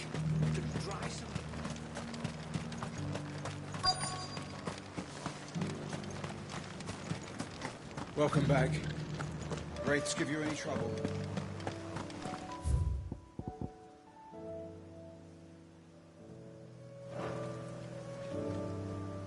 Captain. For you? Certainly. Clive, wasn't it? Thank you for last time. How can I help you? I wanted to ask you about the Duke of Oriflamme. Do you intend to go along with his plan? But to tell you the truth, I'm in two minds. It's my sworn duty as a captain of the Imperial Army to obey his orders. But I can't say I agree with him. Philippe, I remember you saying that you became a soldier to protect the people you loved. The Dame included. That's right. I did. Well, she doesn't agree with the Duke's orders either. She thinks they could tear Northreach apart. Thank you, Clive. I know what I need to do now. Protecting the people I love is what matters. Doesn't matter how. Well, duty calls, so I better go. Thanks again.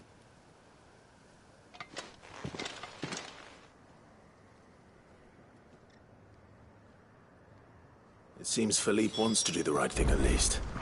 I expect Isabel will be pleased to hear that, if nothing else.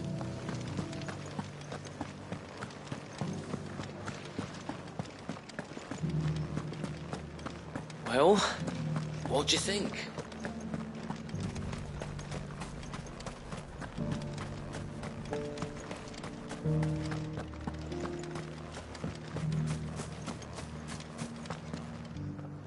Ah, Clive, were you able to speak with the Duke? I was, but...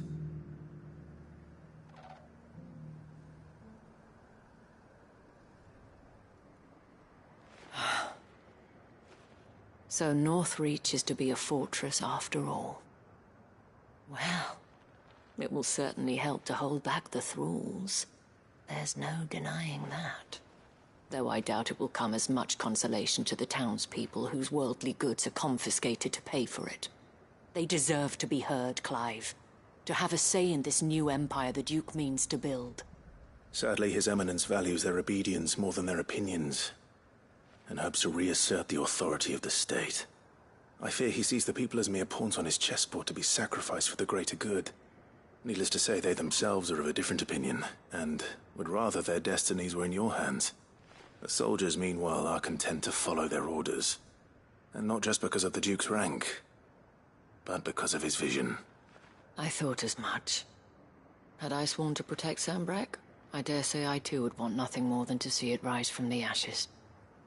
Thank you for trying. But the battle is lost. I don't know about that. What happened to your uniform? I handed it in.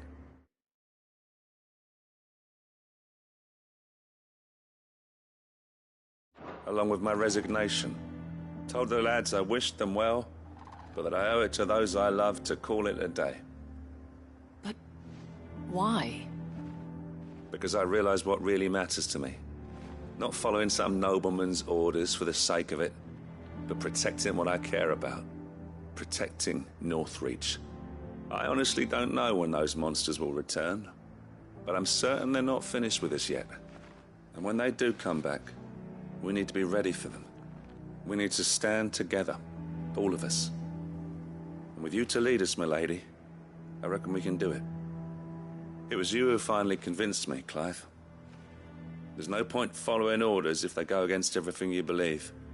Indeed. All of us, standing together. That has always been Northreach's best hope, and one which still lies within our grasp. We have only to turn our attentions to the true enemy. Thank you, Philippe, for showing me what I must do. Anything for you, milady. Speaking of standing together, would you mind if I borrowed a few of the lads from the Vale to help keep watch around the town? I fear His Eminence has loftier tasks in mind for the guard. Not at all. Be my guest. Wouldn't be the first time.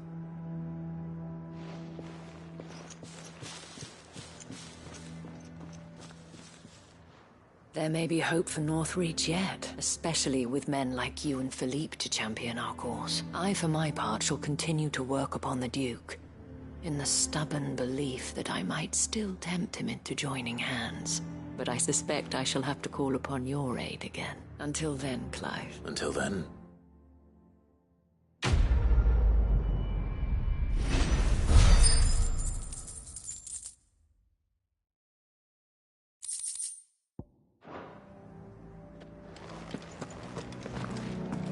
Despite my repeated advances, His Eminence has proven a difficult conquest.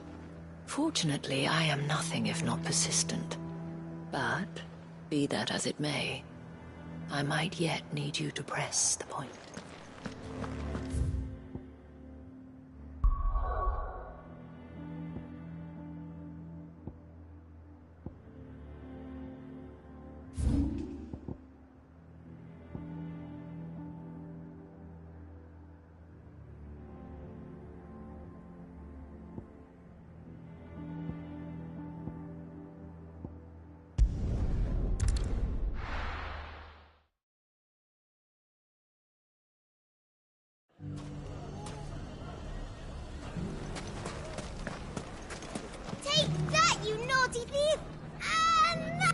Clive! To what do I owe the pleasure? I just wanted to see how the town's been faring since you brought everyone together. Since we brought everyone together, all is absolutely wonderful.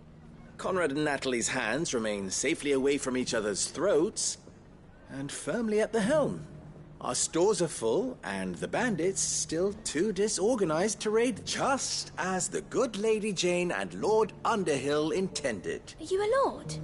Lubor's going to be one too. They're going to make him the Lord of Dalimil, because of how he stopped all the grown-ups from fighting. It's the mayor of Dalimil, dear child, and the vote hasn't taken place just yet. But if the people wish me to lead them, I shall. And my first act will be to build a school so that menaces like you two learn not to interrupt your elders. Speaking of menace, there may be a rather worrying one just over the horizon. Nay there, Indy. I'm afraid the example Conrad and Natalie set in putting aside their differences and presenting it, and they have formed what one could call, and they grow more organized by the day. We'll fight them all off just like last time. No matter how many won't we, Lubor? Of course we will. If we continue to work, the longer we avoid facing this one, the more difficult it will. Our best hope is to, by finding those ne'er-do-well, perhaps a certain Lord Underhill might be willing to lend. How could I refuse? Thank Victor will. I have him stationed by the desert gate, receiving and collating reports. I'll go and speak.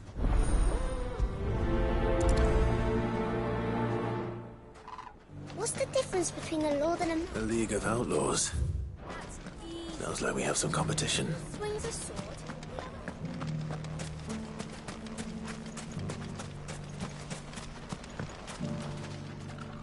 Still in Dalimil. Ah, Sid. I thought you'd have returned to Cosnes by now. I did. Then I came back. I've developed something of a fondness for the place, and having worked so hard to see it saved from one fate, it would seem remiss to abandon it to another. A sentiment Master Lubor certainly isn't shy about exploiting. Hence my doing his bidding yet again. You're not the only one. What does he want you to do? He asked for my aid in putting down the bandits, and he said that you might be able to help me find them. Then you've come at just the right time. I was on my way to speak with Conrad about how to organize our forces. There are more camps in the vicinity than we can safely strike at one. But we must strike together, and we must strike soon, at as many camps as we can. We can't give this league... All right. There's one upriver. Leave it with me.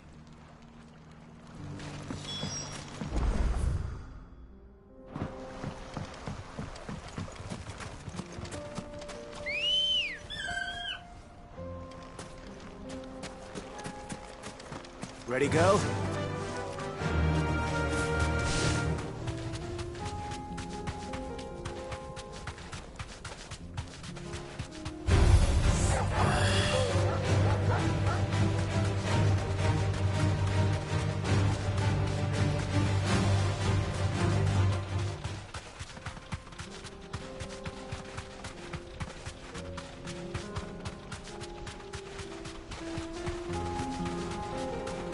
That must be the camp Victor mentioned.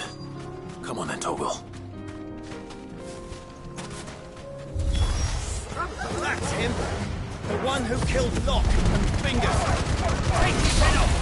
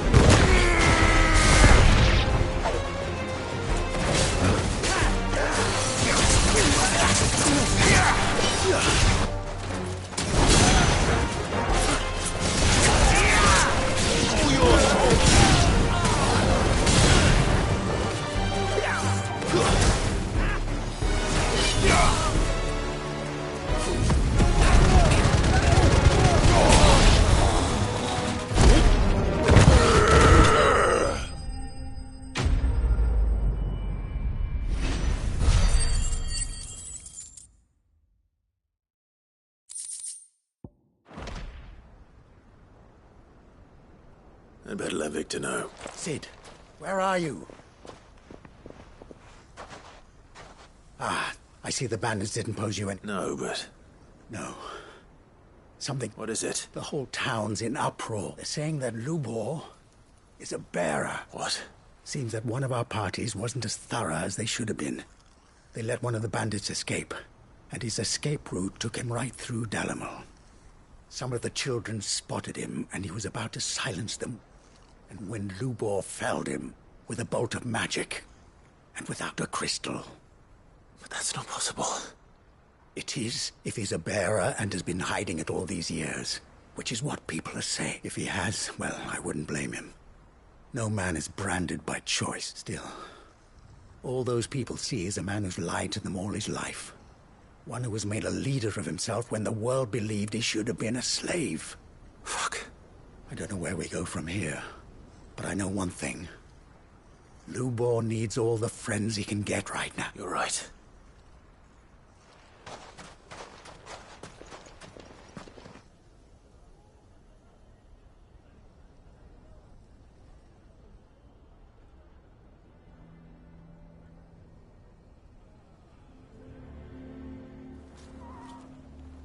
And now everyone knows. I made it a habit to keep a crystal close at hand for just such an occasion. And when that occasion arose, I forgot to reach for it. Well, it was bound to come out sooner or later. We're sorry, Lubor. We tried to keep running. But we just couldn't anymore. There's nothing to be sorry for. I rather enjoyed playing the hero for once. All that matters to me is that you two are safe. Look at him talking to his betters like it's nothing. All lies, I'll wager. Just like the ones he fed us all these years. Once people make up their minds, it's hard to change them. We need to do something. And quickly convince the people not to let their prejudices blind them. Convince them that nothing has changed. That their enemy lies outside these walls, not within them. You're right. We should speak to everyone. I'm glad you agree. I'll handle the townsfolk. I'm a Dalmec born and bred. They listen. You head to the tavern.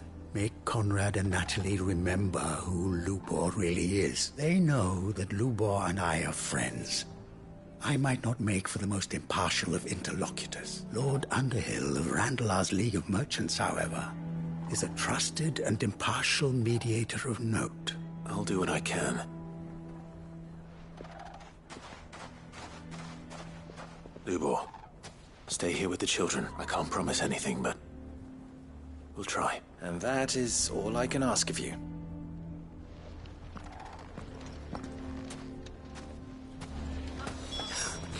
Why are you taking the bearer's side, Victor? Are you one too?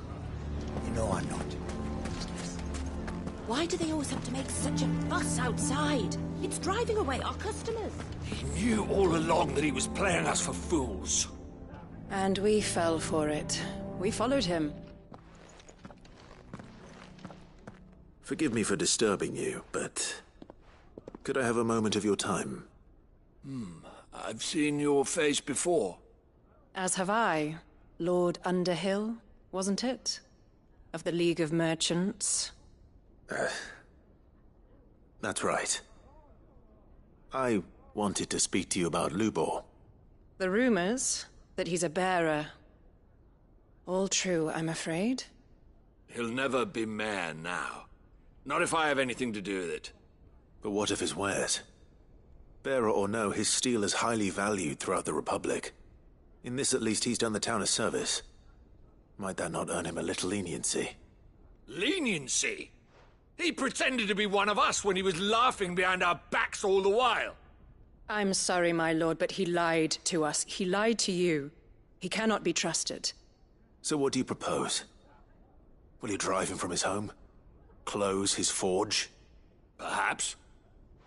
That is a question for the people of Dalimil, and they will thank you not to get involved.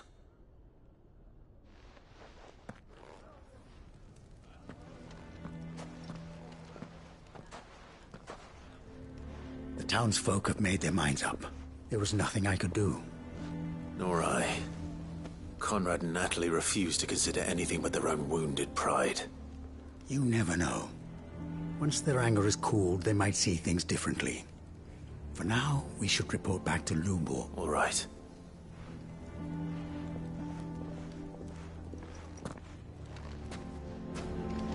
Why the hell would Victor take the bearer's side? I assume the situation is hopeless? There's still hope.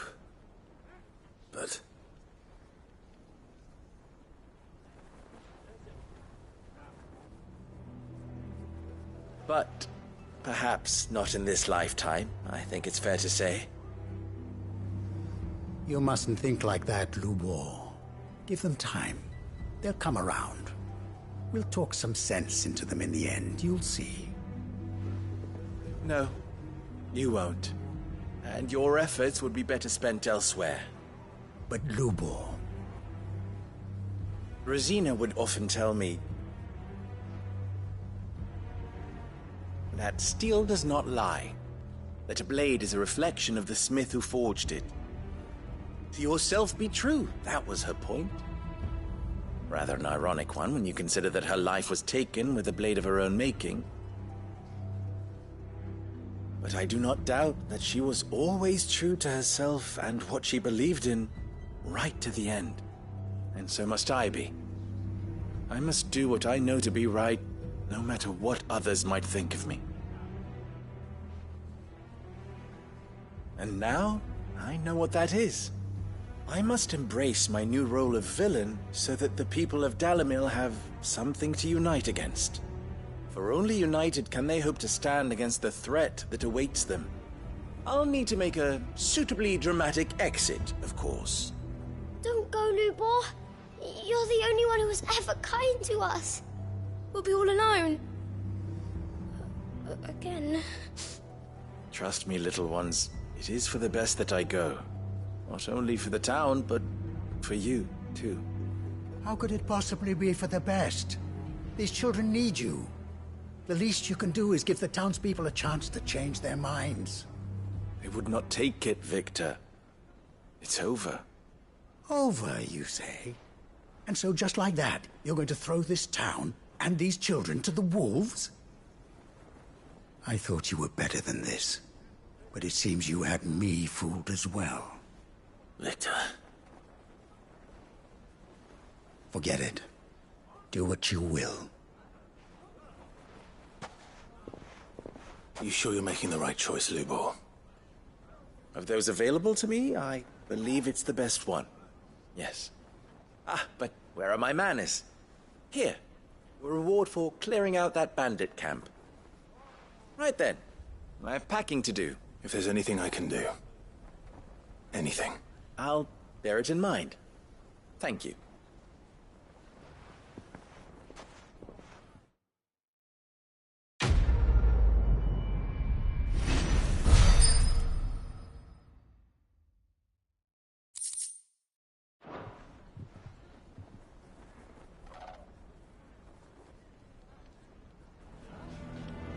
Why is everyone being mean to Lubor? He didn't do anything wrong. I'm going to go with him. If you're going to try and convince me to stay, save your breath. I will not put those children at risk.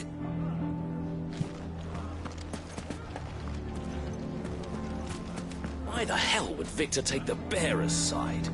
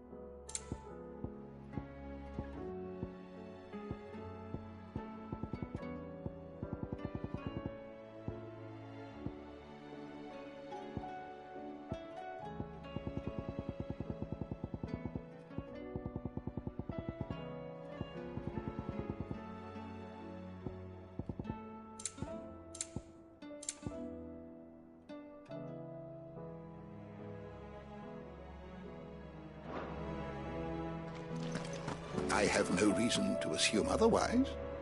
Well, then that changes everything.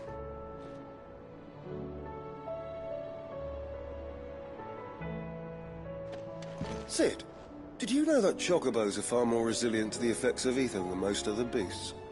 Some say that's one of the reasons they were tamed for use as mounts and sumpters, so that an ether flood wouldn't mean instant death for their riders or drivers. Me, I reckon they built it up over generations. Too many foolish traders driving their birds into floods, and only the toughest surviving.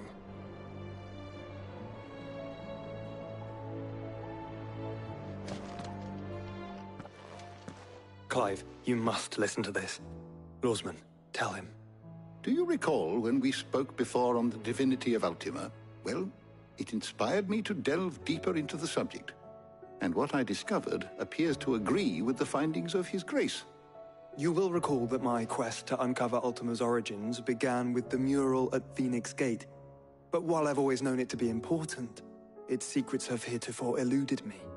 Now, however, I believe I know where to find the more complete example, one that will reveal all we seek. Master Clive, have you ever in your travels chanced to hear of the Circle of Malleus? I would think not, few have.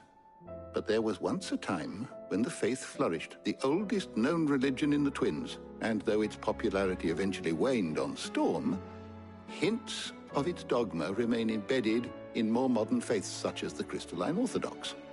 Wait, you said it waned on Storm. What of Ash?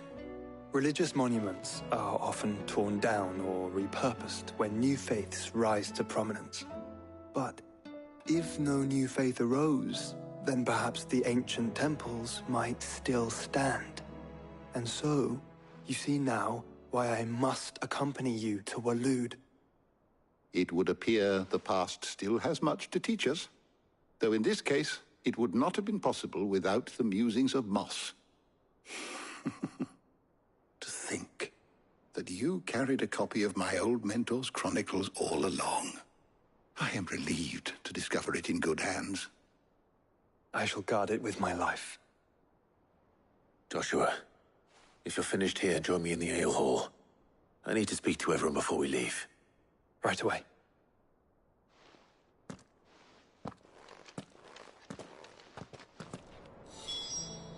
If it please your grace, might I one day borrow the chronicles? For a short while. Of course, Lordsman Hippocrates. You need but ask.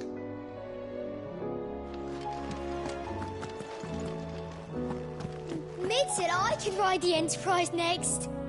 No, she didn't. She said I could.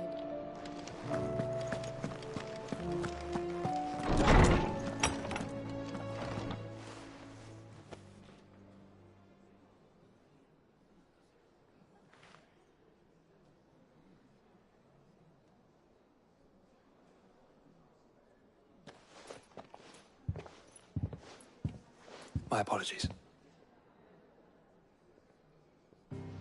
By now you've all heard where we're going and why.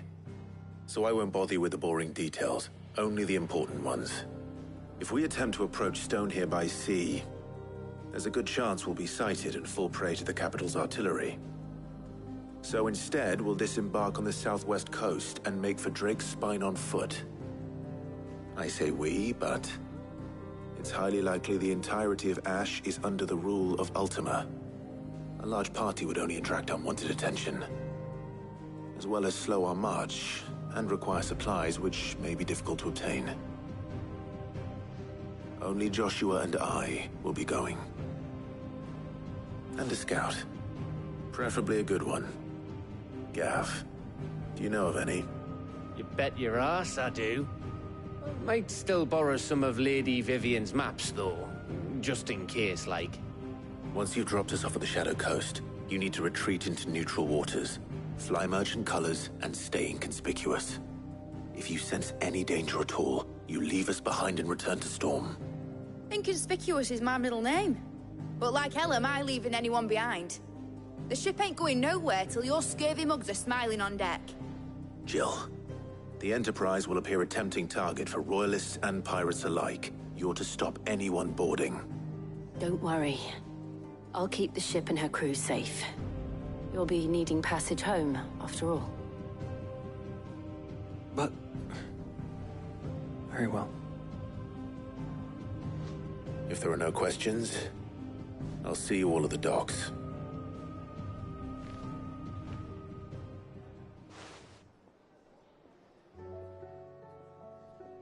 Let me know when you're leaving. I want a word before you go. Of course.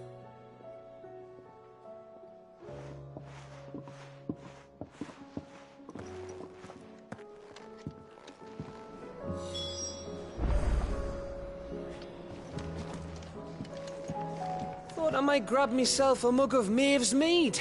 Settle me stomach, you know, before we take to the high seas.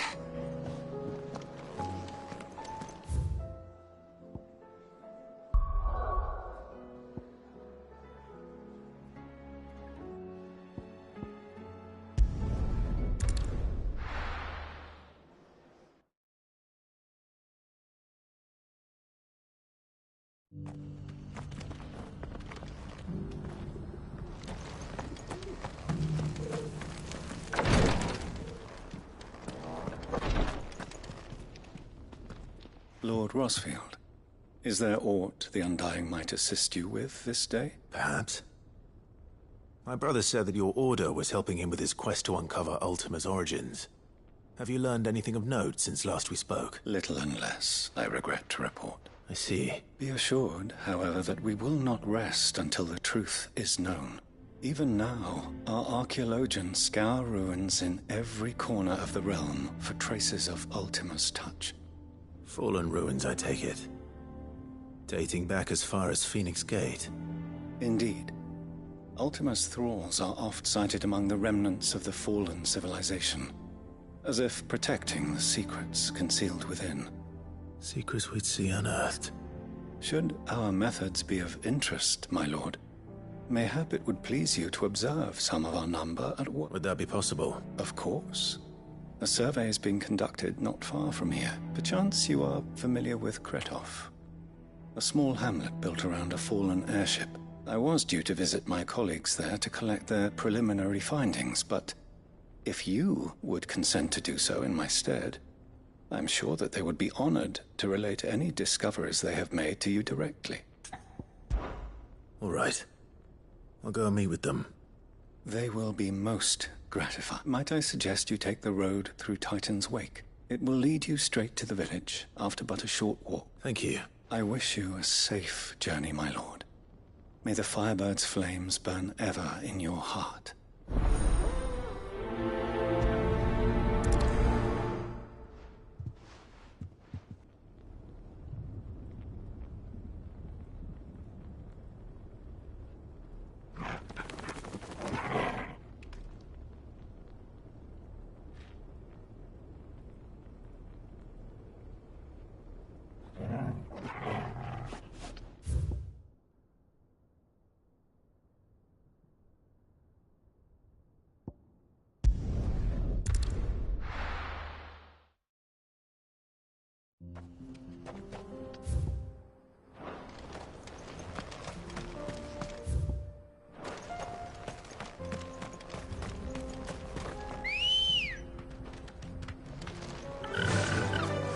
Faster!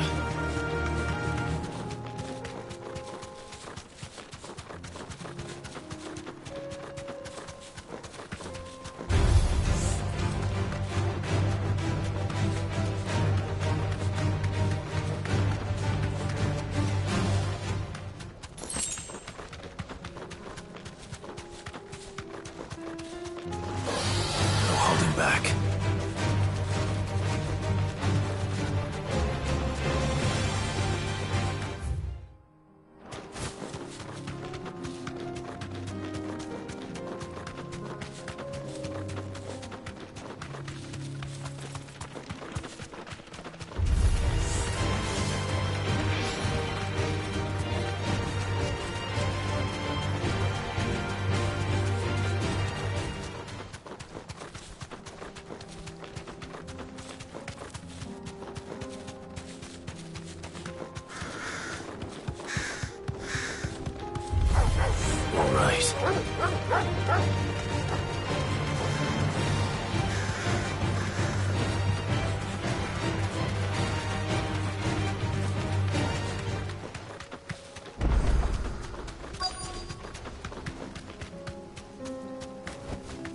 Be safe.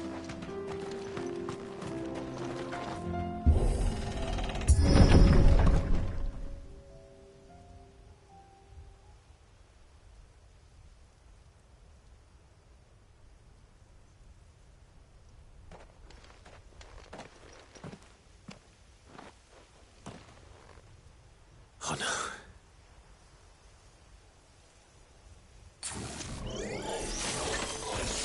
You'll pay for this.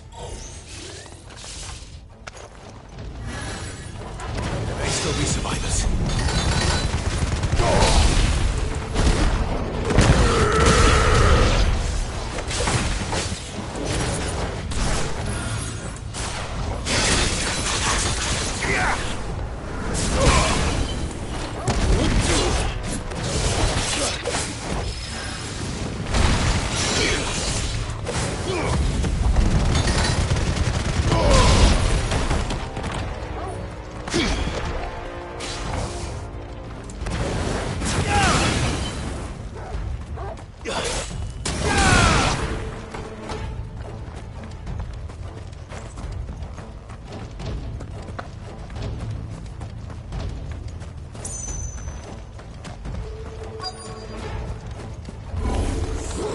Whatever that thing is, say it's their leader. Too slow.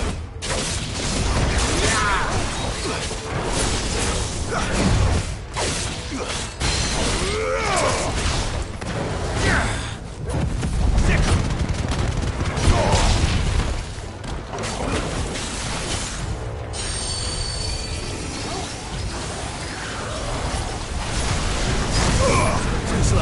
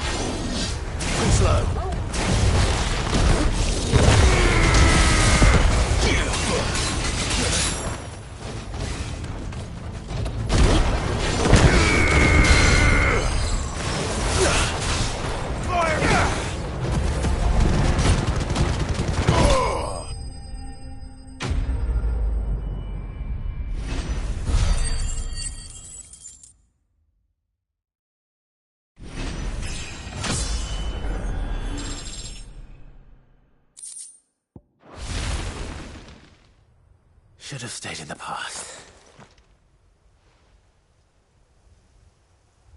These must be Cyril's colleagues. You have our thanks, stranger. Who are you? Ah, forgive me, my lord. I did not recognize you. You are Lord Rosfield, are you not? We are archaeologians, tasked with surveying this site. When the echoes appeared, our brothers here occupied their attentions. Thanks to them, and to you, we were, for a mercy, able to see our duty to its conclusion. You call that a mercy? Your brothers might still be alive if you put their safety before your duty. Surely this survey wasn't worth dying for. We are charged with uncovering Ultima's origins. A duty of the highest import, as I'm sure you will agree. And you think your dead brothers would agree with you too? I know they would. They gave their lives for the cause, an honor to which all Undying aspire. Now, to what do we owe the honor of your presence, Lord Marquis? Cyril told me of your work here, and I agreed to collect your findings in his stead. I see. That is most kind. Pray, take them then, with our humble thanks. May the Firebird's flame burn ever in your heart, as it does in ours.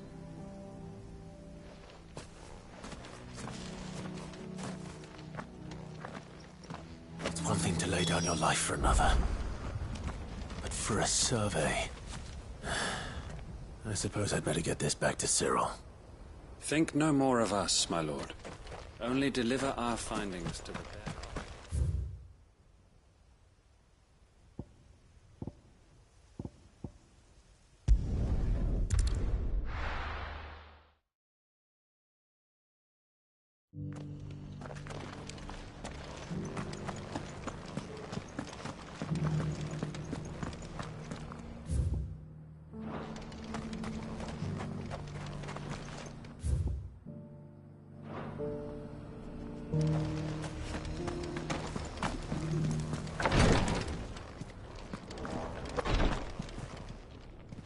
Ah, you are returned, my lord. I collected your colleagues' preliminary findings. Here, take them.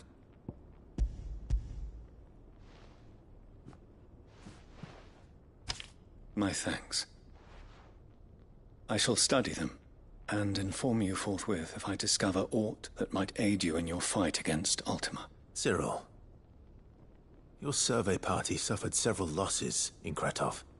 Losses which could have been avoided, had the others not chosen to complete their work, instead of saving their friends. Were these your orders? No. This was their choice. Every Undying devotes his life to the service of the Phoenix. It is our sole duty, and should we die in discharging it, so be it. Even when death is avoidable. My lord, I fear that this is not a point over which it would be fruitful to argue. The Undying have served the Phoenix for countless generations, and your opinion of our methods, however earnest, is not like to change them. We live to serve the Phoenix. Our very order exists for that purpose, and that purpose alone. Cyril, I know that you and your brethren answer only to Joshua, but allow me to offer you a word of advice. It does not further the cause of the Phoenix to have his loyal followers surrender their lives without good reason. Provide your survey parties with an escort, that they might live to do their duty for years to come. Think not only of how you can serve the Phoenix, but how Joshua would want you to serve him. Please. For all our sakes. I thank you for your advice, my lord. If you will permit me to respond, our faith in his grace, Joshua Rosfield, is absolute. And we of the Undying will do what we believe is right to fulfill our duty unto him As first shield to the Phoenix, I am sure you understand what it means to do one's duty. I do. Then we are of the same mind. And it is my hope that we may continue to do our duty together.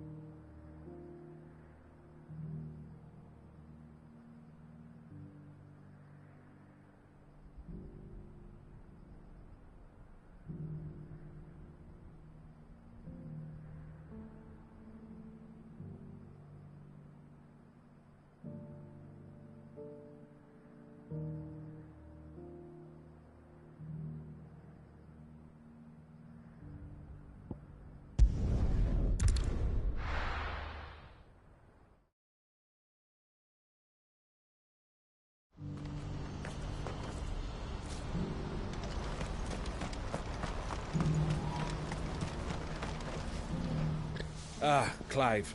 You'll be pleased to know... That is good news. Yes. Our comrade in Randall, I still have much and more to prepare. It's a huge undertaking moving this. You couldn't do me a quick What is it, this? Nothing like that. I just need you to go over to the caravans and ask El how long. Find out exactly how much faster. All right. Thanks, Clive.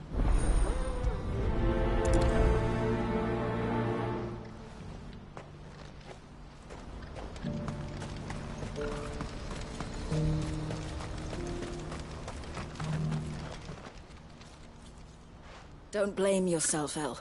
This... I know, but no buts about it. Is something wrong?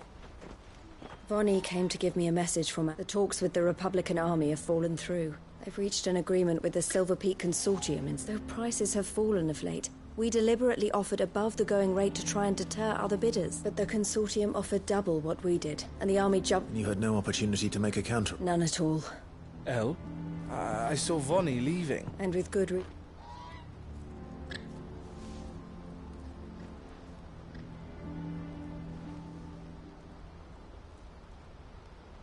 But I thought we were the only ones the Fist were speaking to about the bearers. How did the Consortium even find out about it? It's not so surprising. This isn't over. The Consortium will have to sell these bearers eventually. And at the price they paid. Buyers, I'm going to Randall. Alone? Are you offering to... How kind.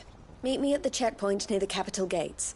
You go to Cashlock, Theo, and get everything ready. Even if I fail to free these bearers, someone needs to prepare the place and keep any prowling beasts at... Oh, and that's... Well, it looks like I'm following orders till she gets back from meeting the Silver Peak Consortium. She'll never join them after this, surely. No, she said it herself. She still has plans for... She means to stay with us, then. I can't say I'm not happy to... You have to trust... You're right. And if El's off fighting for the cause, I should do my part too. So I bid you farewell. I'll gather my men and leave for Cashlock. You go to Randall and see if you can stop my sister biting the Consortium's heads off. I'll do my best.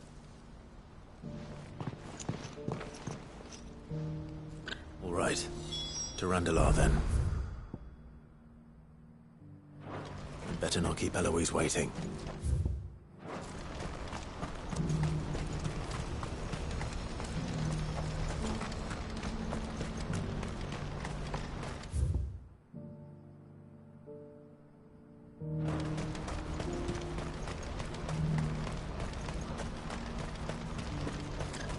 What I wouldn't give for a whole meal.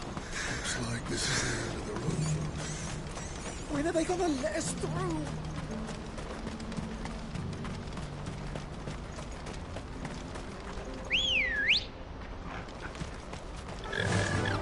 Yeah!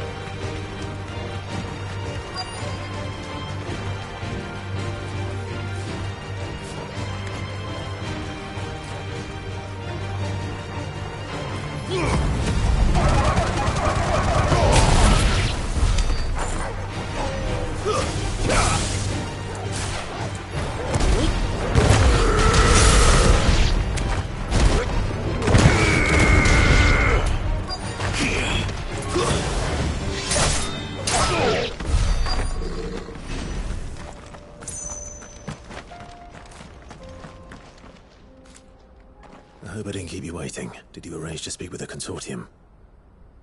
Here they are now. You wish to consult with me?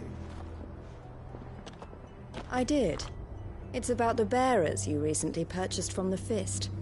We had all but finished making arrangements to buy them ourselves. And then you stepped into the fray. You misunderstand. The Consortium had an interest in purchasing them from the very first. It was only our regard for you that kept us from bidding. But your hesitancy in accepting our offer to you suggested that the regard was not mutual. And so we resumed our business. I did not hesitate. I am simply not inclined to make such decisions without first giving them due consideration. But what is done is done. Come then. How much do you want for them? Alas, you are too late yet again. We rarely take on such unconventional merchandise without a purchaser in mind. The bearers belong to him now. Who is your buyer? A trader from across the water. A most demanding fellow, if it's any consolation. He insisted the bearers be fed, dressed, even given their own bunks for the voyage over. That's what you get when you deal with continental types. I wouldn't know. Oh yes, the culture on the continent is quite different to ours. They pay good money for bearers not fit for the knacker's yard, and treat them like kings. But as long as they pay... That does sound unusual. No matter then. If they've already left our shores, there's little that can be done. Allow me to withdraw my interest, and with it, my interest in joining your organization. My associates will be sorry to hear that.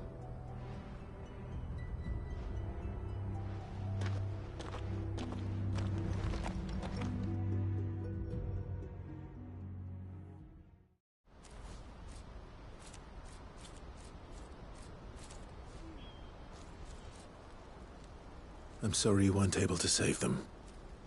As am I. But I only have myself to blame. He was right, you see. The Silver Peak Consortium did intend to buy those bearers before I did. Their representative hinted at a possible purchase when he came to recruit me. I feigned interest in joining them in the hope he might be encouraged to tell me more. And he did just that. As soon as he left, I sent my own offer to Randalar. So you never... No. I entertained the Consortium's proposal solely so I could learn more about those bearers. But I was a fool to think they wouldn't find out. I knew exactly who I was dealing with. You tried. I did. And if what he said was true, the bearers are to be well treated.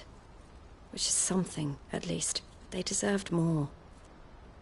I wanted so badly to see them freed. Eloise! Eloise!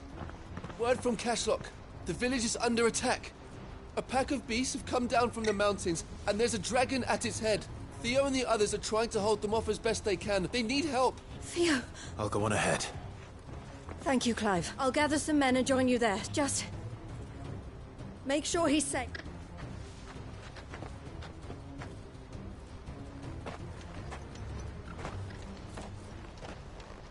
Hold on, Theo.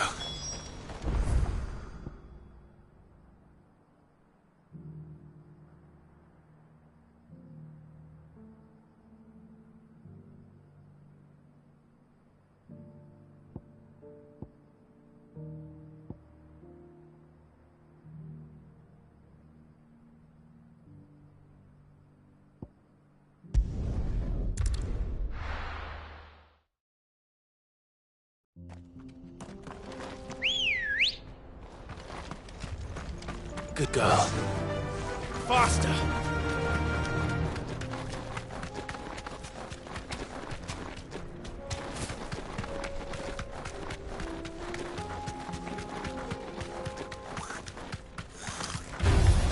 Time to fight.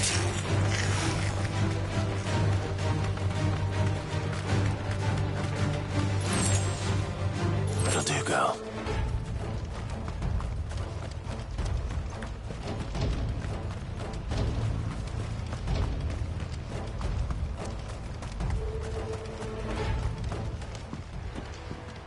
Where's Theodore? Upriver! He led the dragon that way to keep it from the village. But the whole area's flooded with ether. We just have to pray he makes it out in one piece. I can do better than that.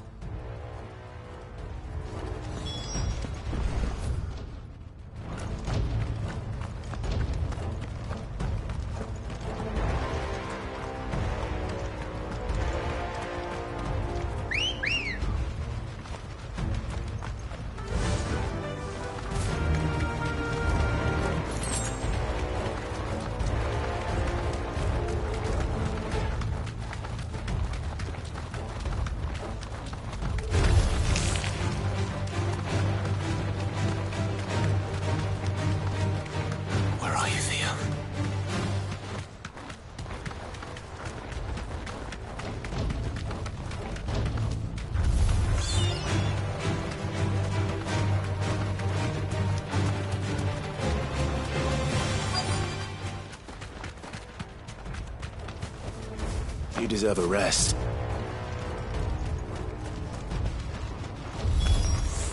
Damn it. The ether's too thick. These creatures have already turned.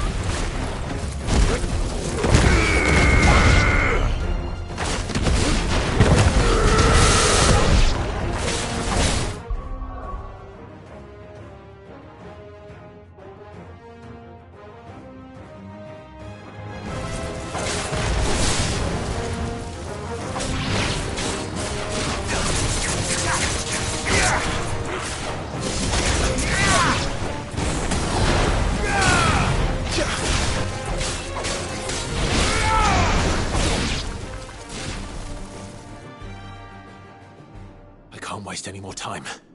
I need to find Theodore before that dragon does.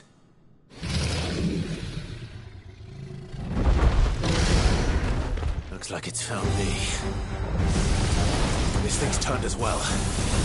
This isn't going to be easy.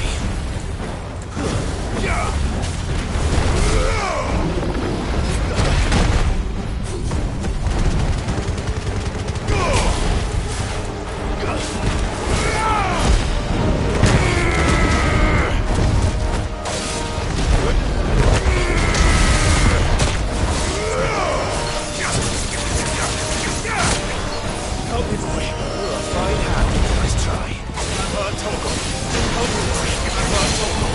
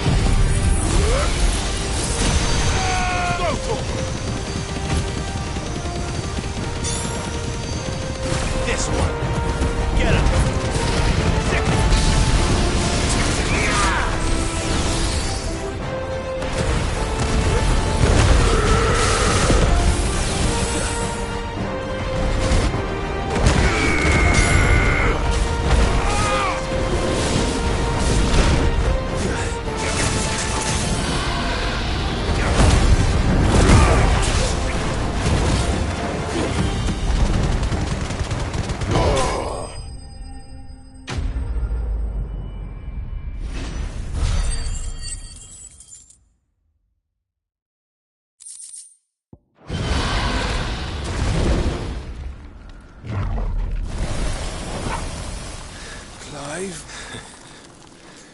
Theodore, you had me worried for...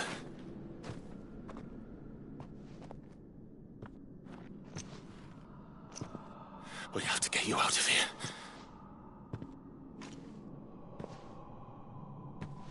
I think it might be a little too late for that. Bearer or no, there's only so much ether a man can take, and that Drake just wouldn't let me leave. You have my thanks, Sid, for finishing what I could not. For keeping Elle's dream. Theodore!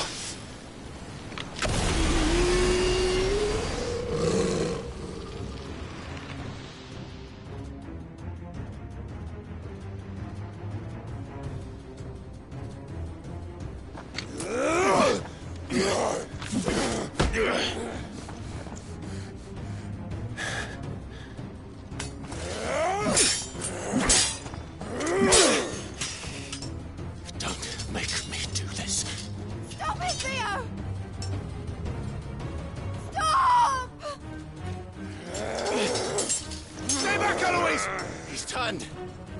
And so will you!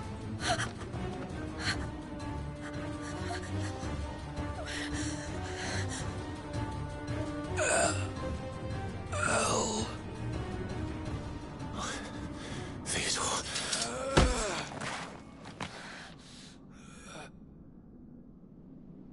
Take care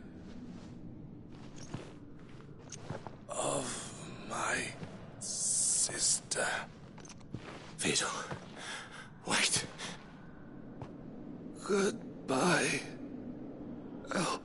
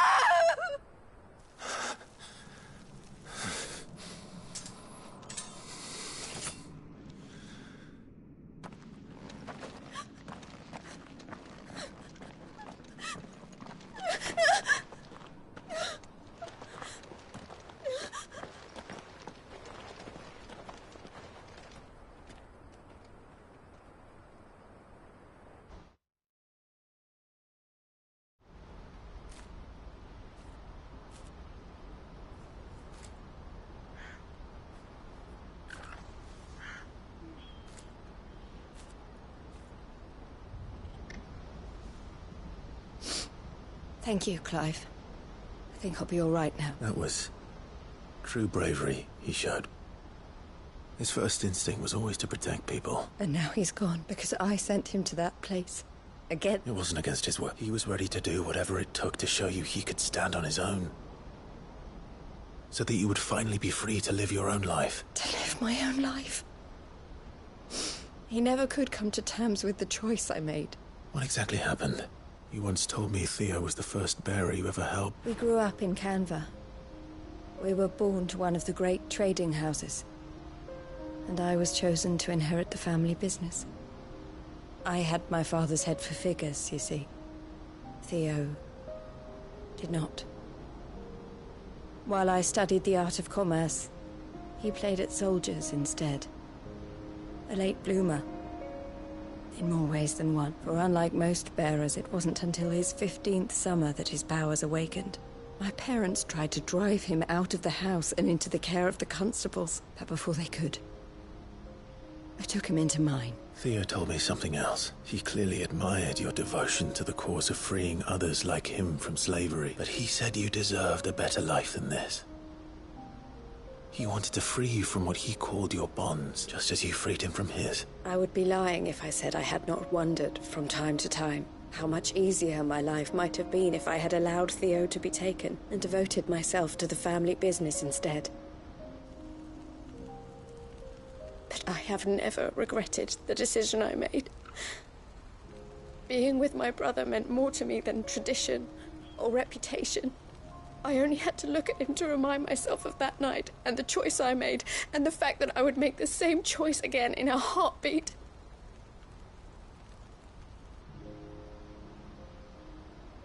He was never a burden. How could he even think that? If anything, I was the one who weighed him down. You weren't, Eloise. He said it himself, that he had always been grateful to you for saving him, and that he wanted to repay you by letting you live the life you were denied. Neither you nor Theo weighed each other down. You loved one another. You did whatever was necessary to continue living your lives together. And you always would have. You're right. All I ever wanted, all I ever did, it was so we could be together. Oh, Theo, why did you have to...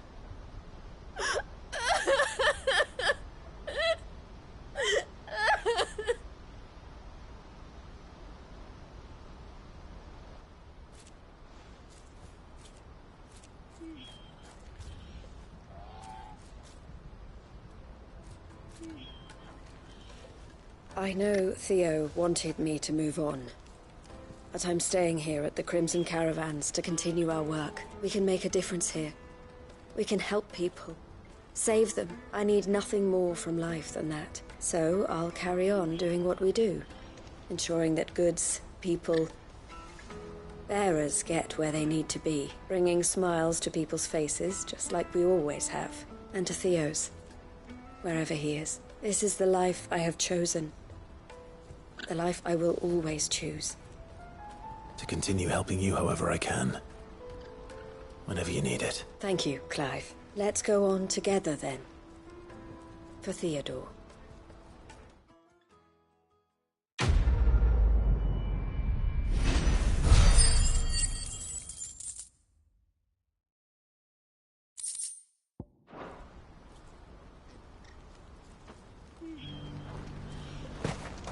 The Crimson Caravans is my family business now, and I would not exchange it for the world. I brought Theo here to be safe, and I have never looked back since.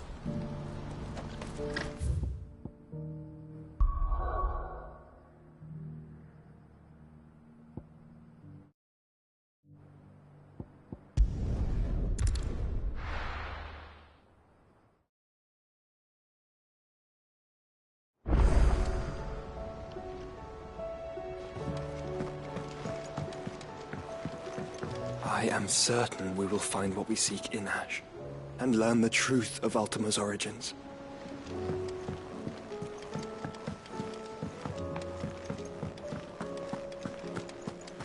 Oh, don't tell me we've run out of pepper nuts and all.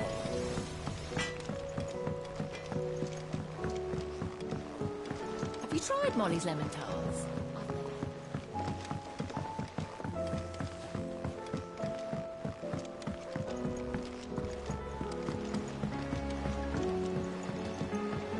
Canva lost. It can't be true. I finally finished the book I was writing. You're welcome to read it. If young Jocelyn hasn't already defiled its pages with his infernal scribblings.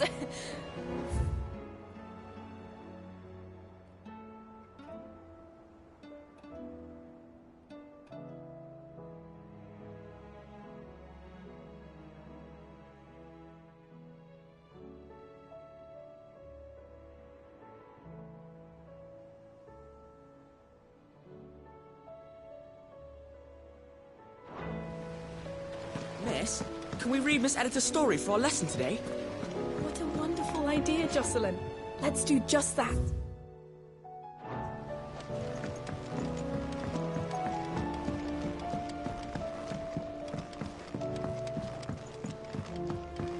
How was she? The Enterprise, I mean. With Canva in the hands of Akashic, we'll need to find another port. Don't tell me. Oh, no.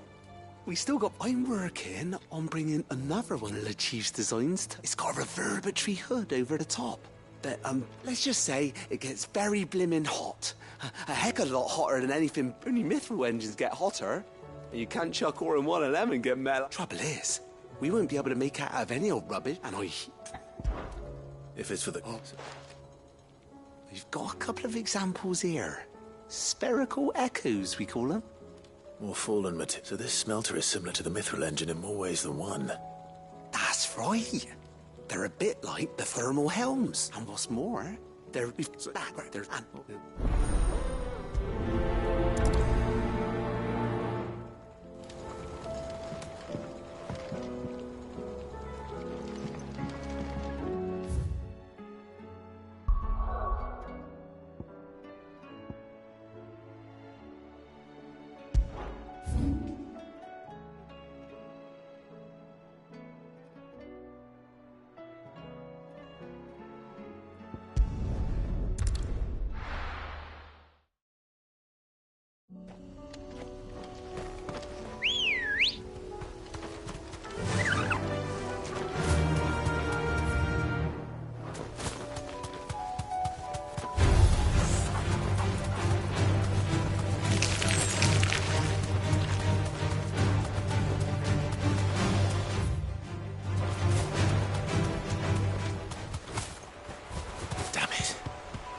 The whole village is turned. No need to ride from here.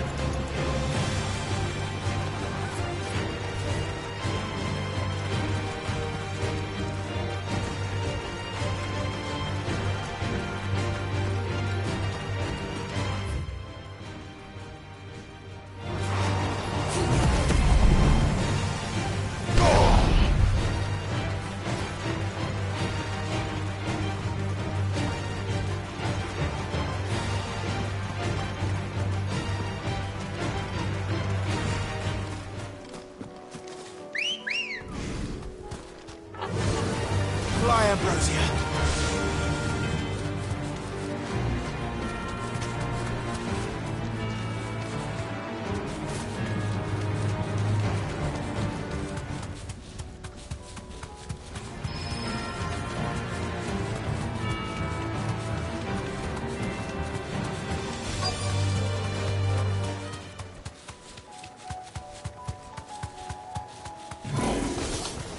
I'll need to deal with these ones first.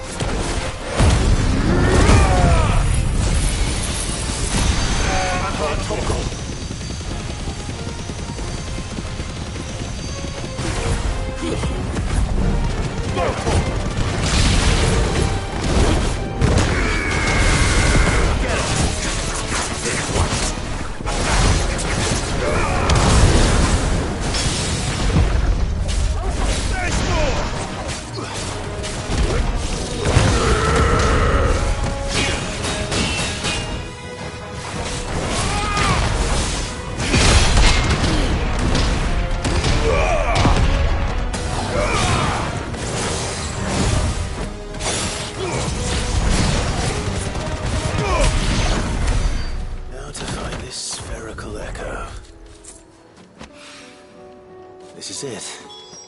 Right.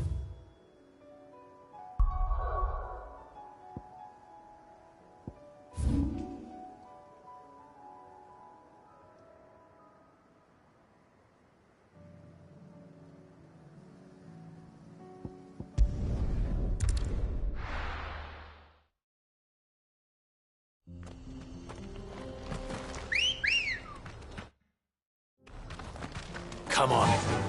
Faster!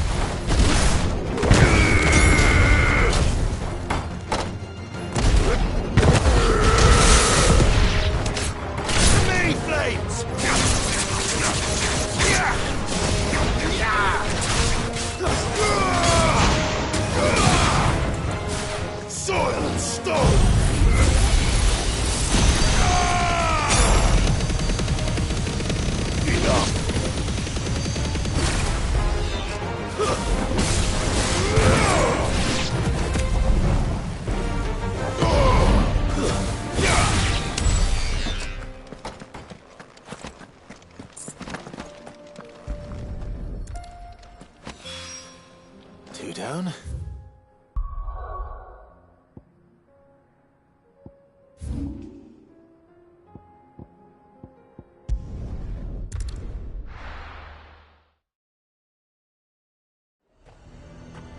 Ambrosia won't help me here.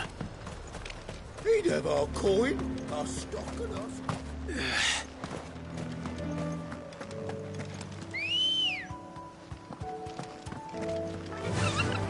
Faster!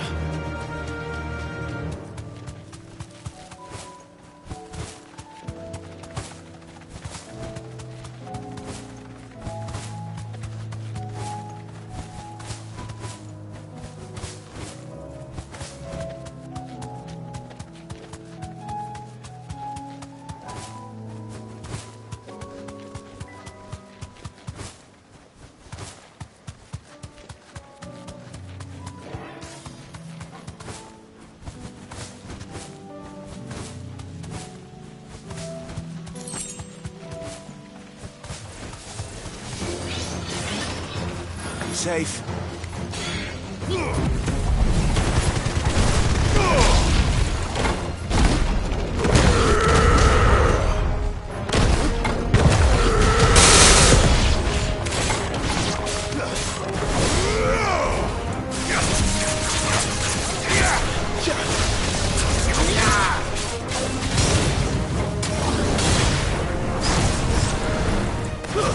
Stay down!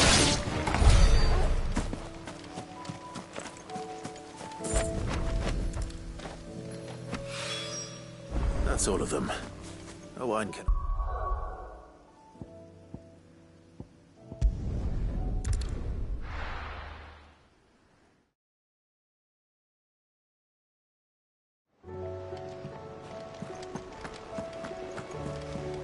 Covered in nicks and lumps, the lot.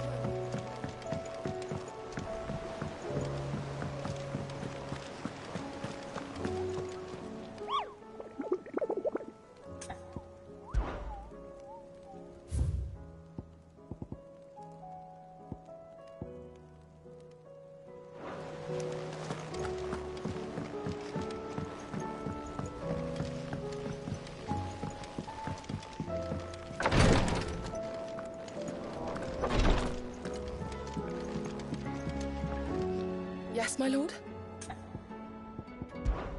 His Grace and I. At first,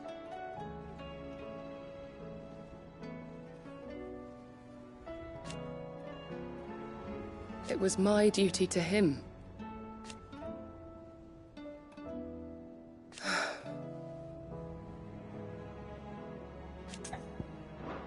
Have care, my lord.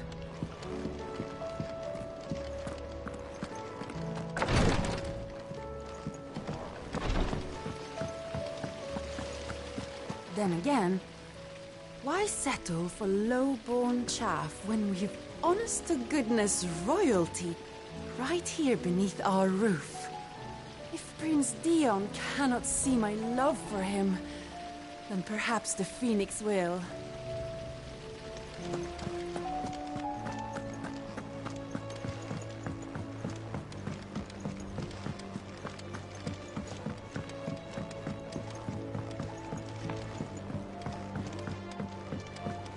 How was she? The Enterprise. That's good. Oh.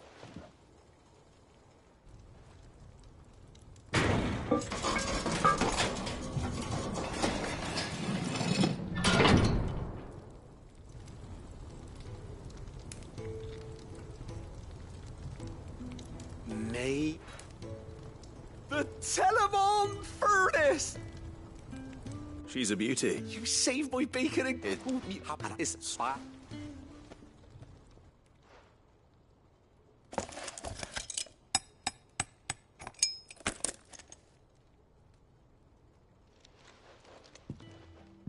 So, hello.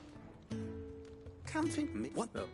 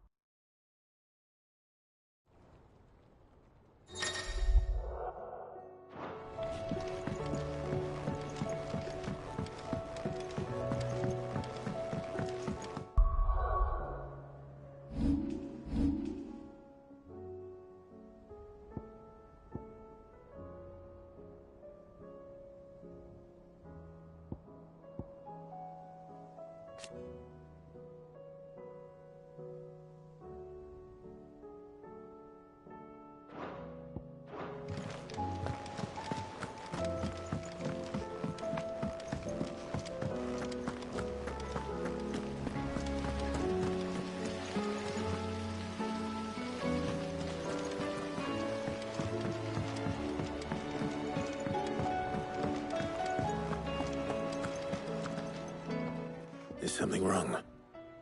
Not at all. Honestly. Can't a man wish his friend farewell? Just wanted to let you know that I'll keep things in order while you're off saving the world. I'll hold you to that.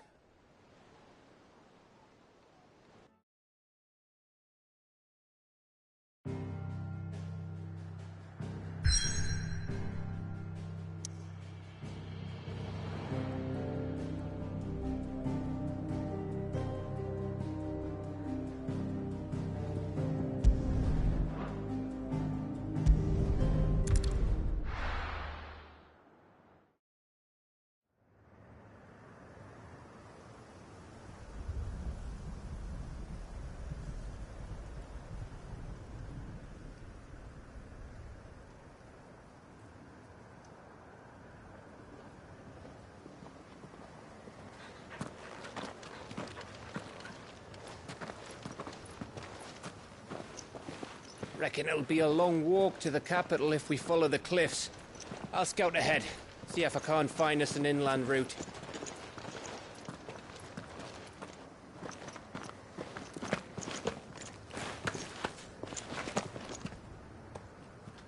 Clive.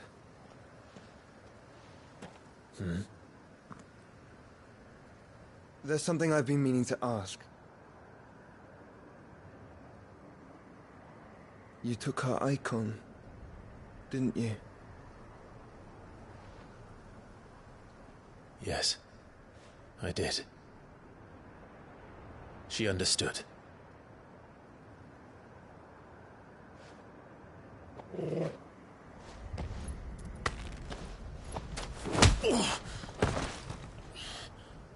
Oh, she understood. Understood that you decided to save the world all on your own, and that you'd die without her power. How dare you make her choose?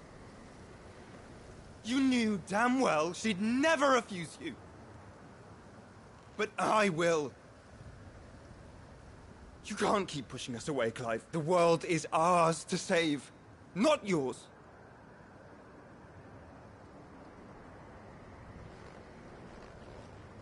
I used my gift because I thought it was the right thing to do.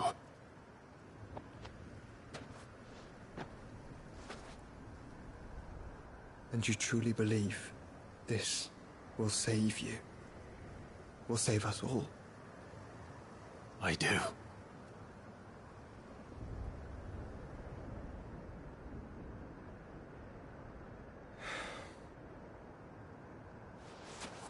Then so be it.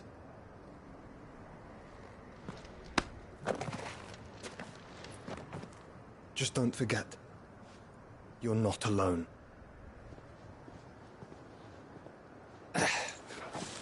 Think I found us a trail. Did I miss something?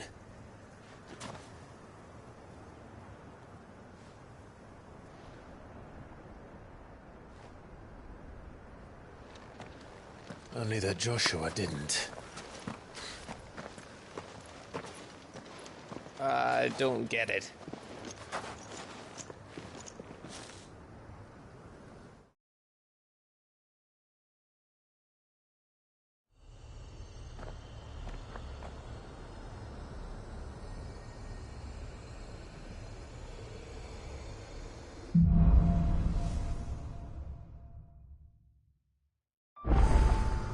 Always wanted to visit Ash.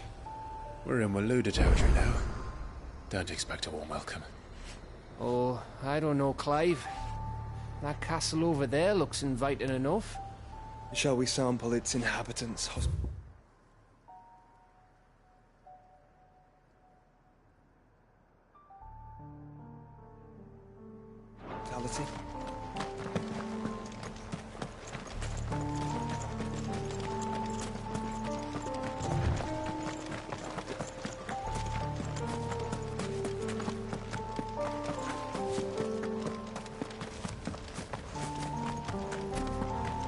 Remember what I said about warm welcomes, Gav?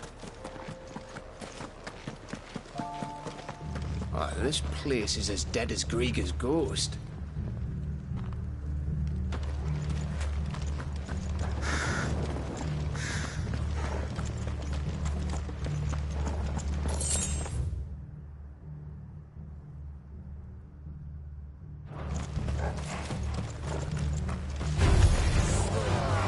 I smelled something. I see only orcs and Kashik here. Let's hope the villagers make it out in time.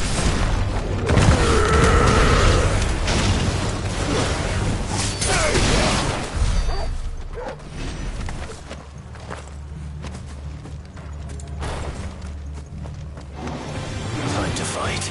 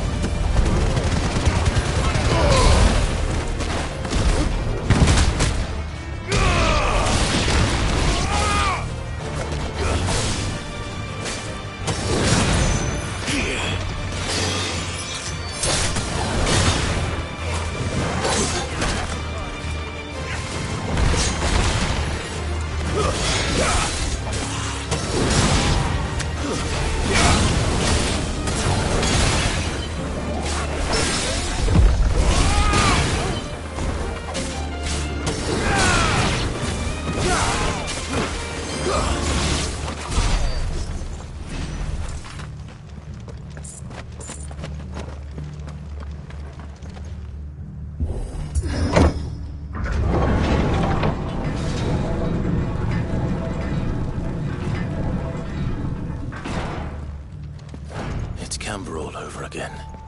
Where the hell are the royalists? Seems you were right about that welcome after all, Clive.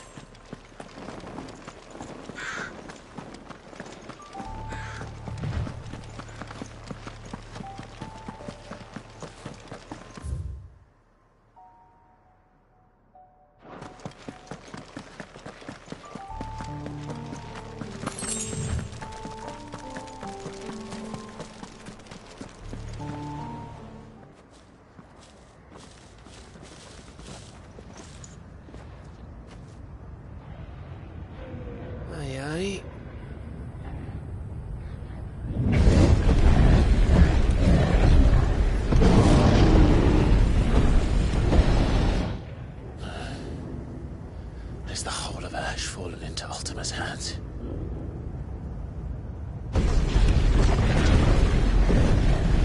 That's no peace delegation. We should send a warning to the others. No. My uncle will have an eye on the coast. I trust he'll find a way to entertain any uninvited guests. Our mark is Drake's Spine, and there's a lot of road between us and it. We press on to Stone here. Aye, you never know. It might not be a nest of slavering monsters.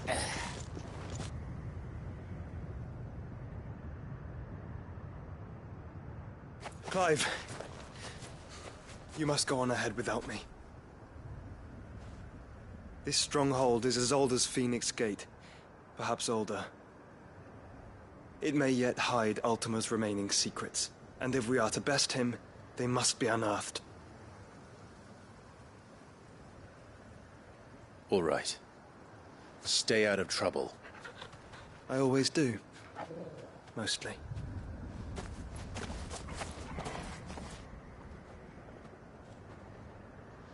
You sure about this? About leaving my brother on his own. Of course. Mostly.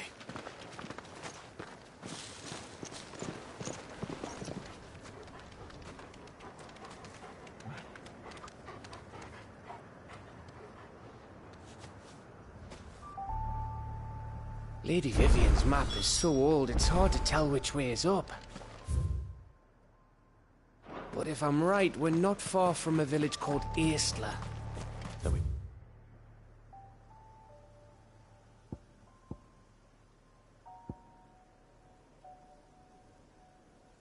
Make our way there, resupply, and wait for Joshua. Ready, go?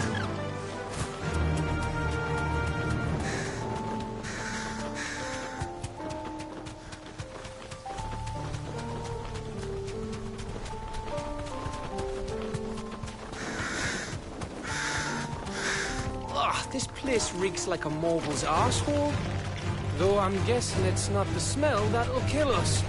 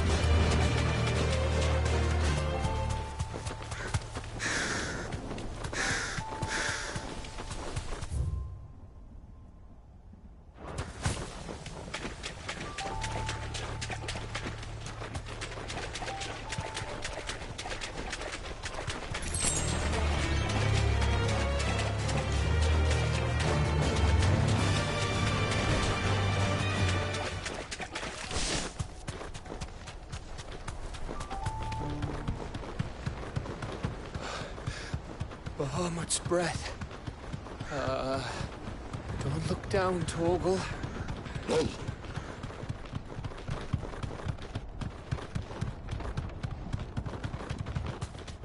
That must be Eastla. You deserve a rest.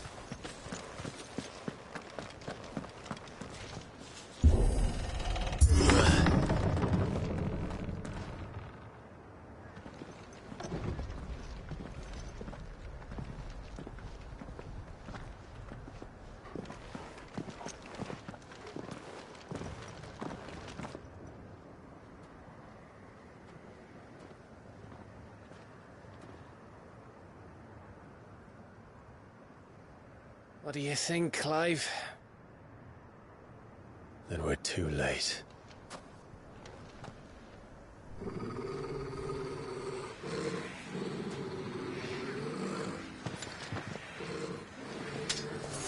Damn it. They're all turned. There's nothing we can do. I wouldn't say nothing. No quarter, Gav! No quarter!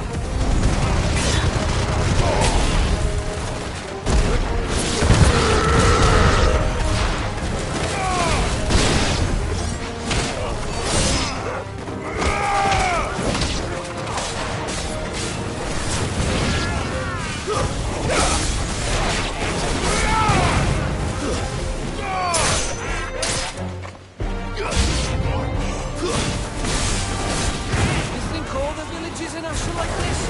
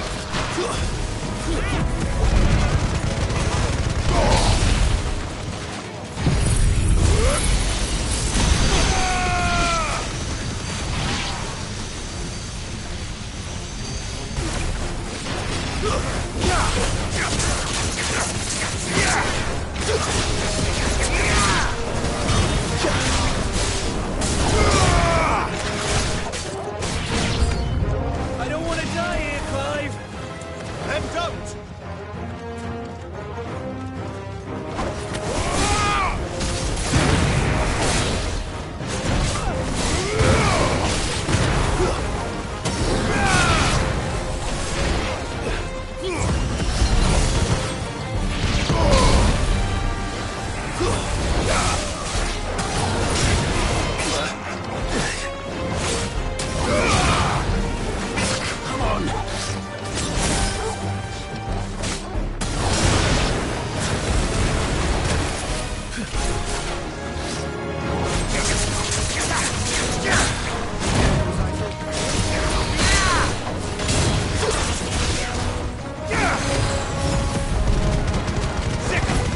To me, boy! Help me, boy!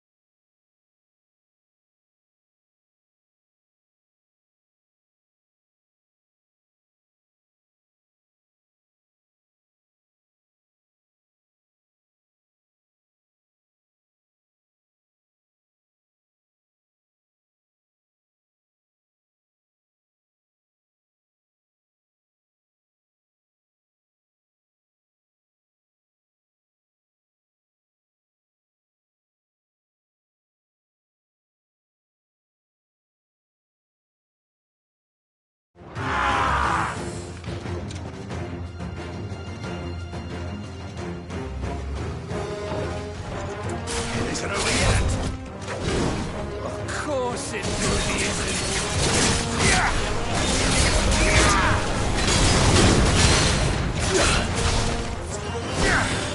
This one. Over here. Go for it.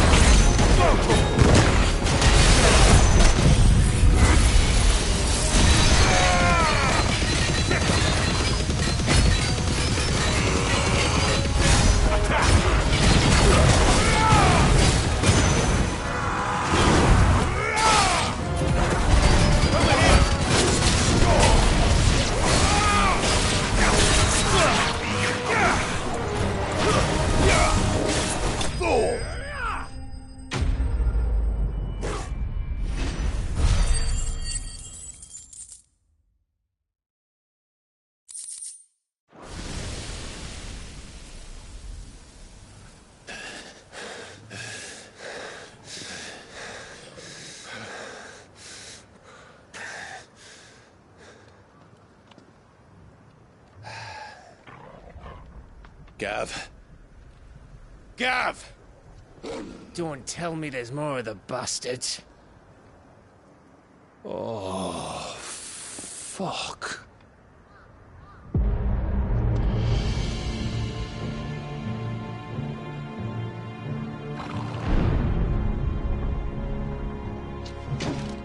Have you come to watch, Odin? Bound for stone here. Good. My master awaits you in the capital, though I cannot allow you to attend him in your present state. And how are you going to stop us? Why, with this!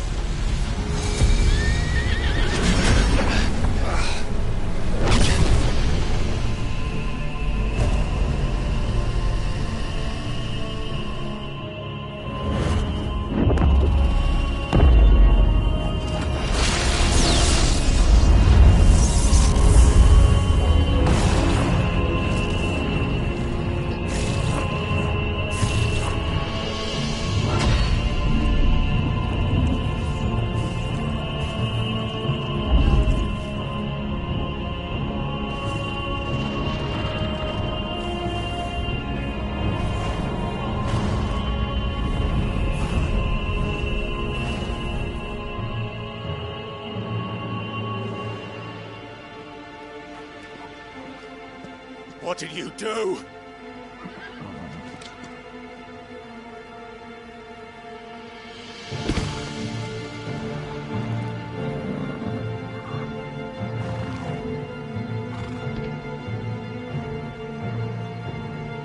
If the vessel would see the path opened, it has but to ask. I shall see that my master's prize is made presentable.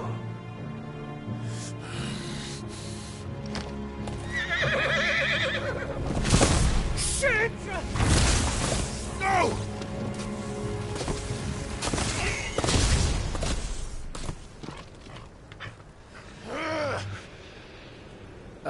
Clive? Would you mind telling me what the fuck just happened?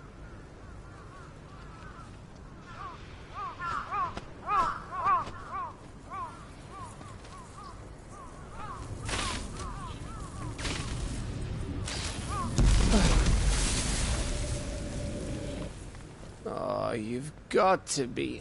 How are we supposed to get through that? We seek an audience with the king. If His Majesty wants me to come and ask him, then that is exactly what I'll do. before you go practicing your petition. We don't even know where the fucker went. How about we cool our heads and think this through, eh?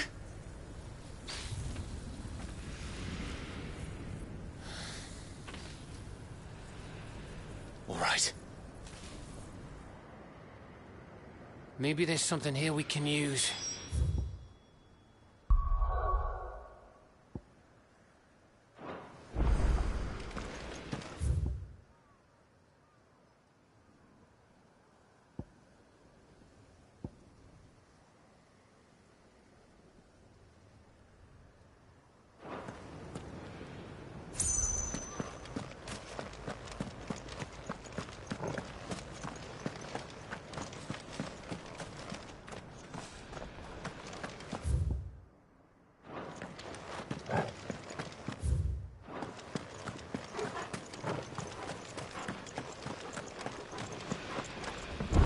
I thought we got them all.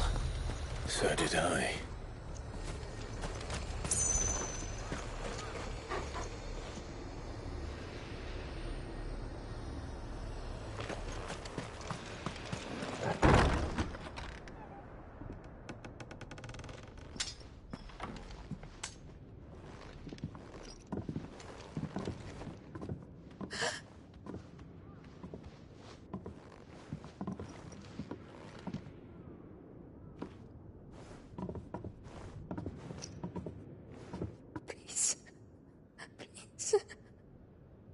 Please, no. Miss. Whoa. Easy. Easy. We're not turned, all right?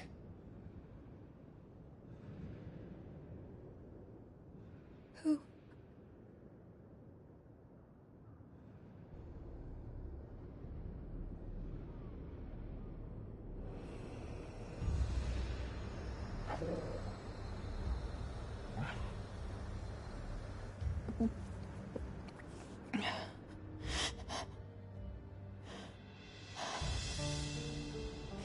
My thanks, kind travelers.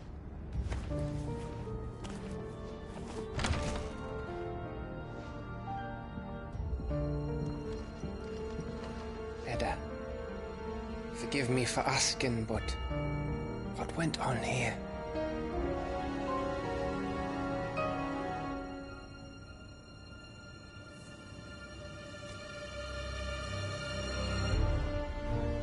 It all started when the skies changed. The elders said it was the Arche. One by one, people went mad. Minds taken by the ether. Till only I remained. By then, I was too far along to run. And then the nights came. And I didn't know what to do.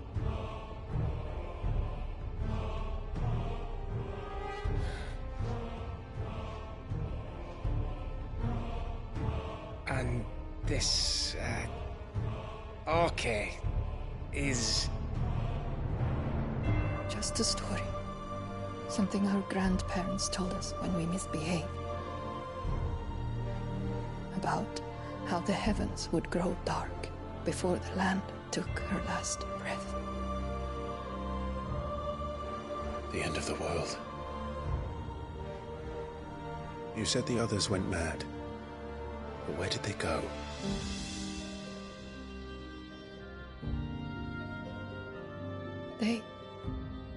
They all left.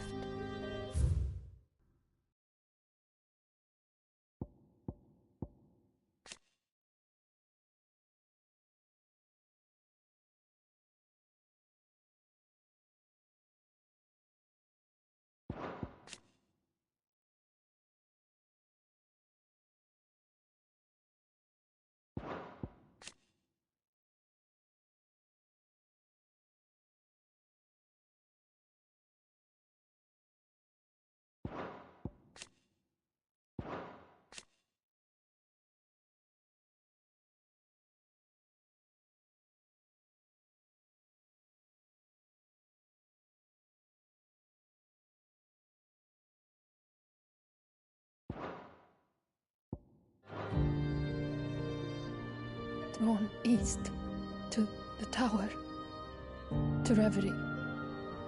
The elders, the healer, the blacksmith,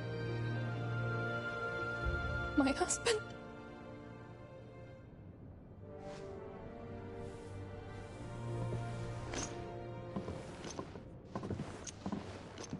You thinking he did this?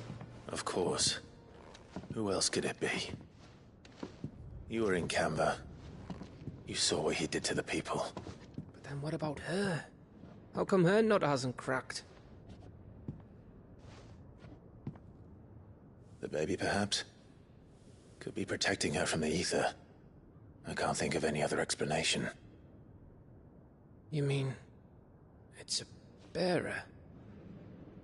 It won't matter what it is once Ultima's magic takes hold. Time's running out.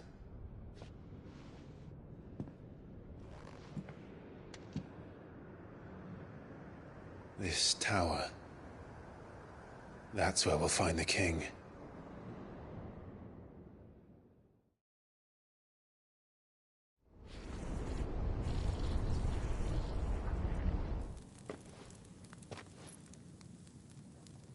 I knew it. It's the same as Phoenix Gate.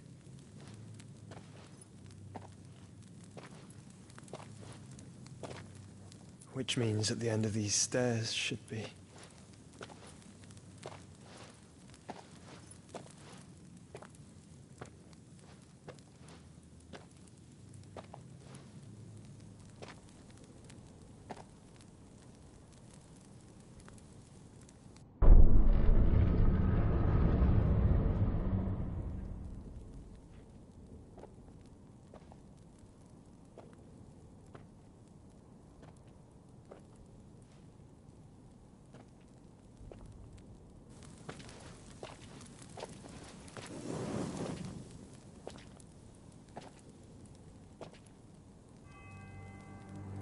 The mural is complete.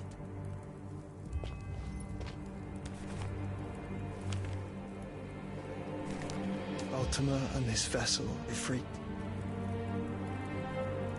Garuda, Ramu, Shiva, Titan, Bahamut, Odin. Even Leviathan the Lost is here. But where is the Phoenix?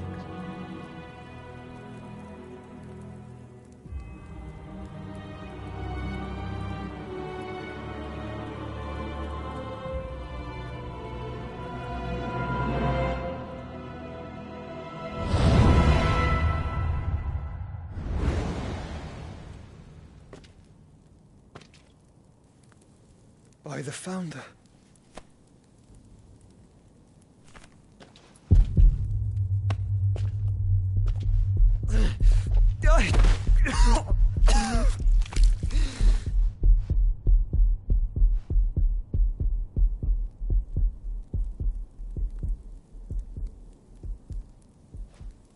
So that's what you want, isn't it, Ultima?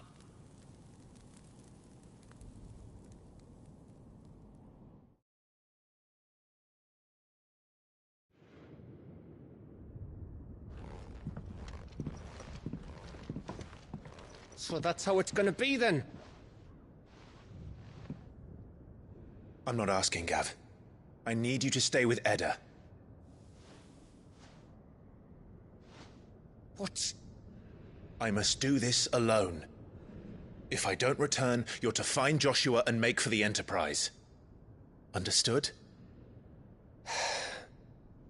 Aye.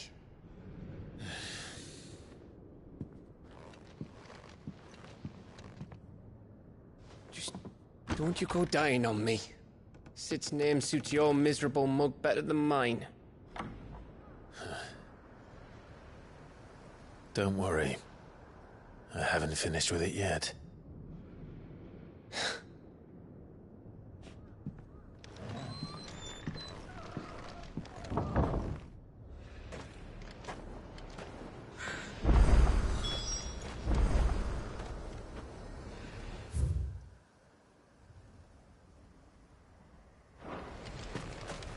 If Barnabas is controlling the Akashic, then wherever he goes, they'll follow. And so will I.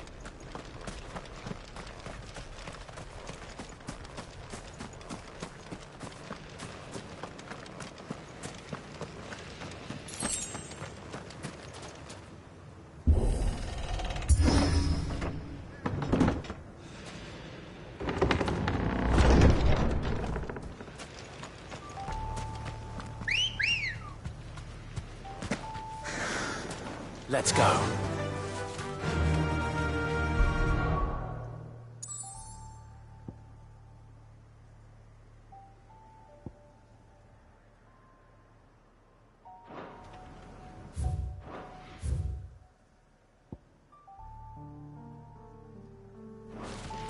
Fly, Ambrosia.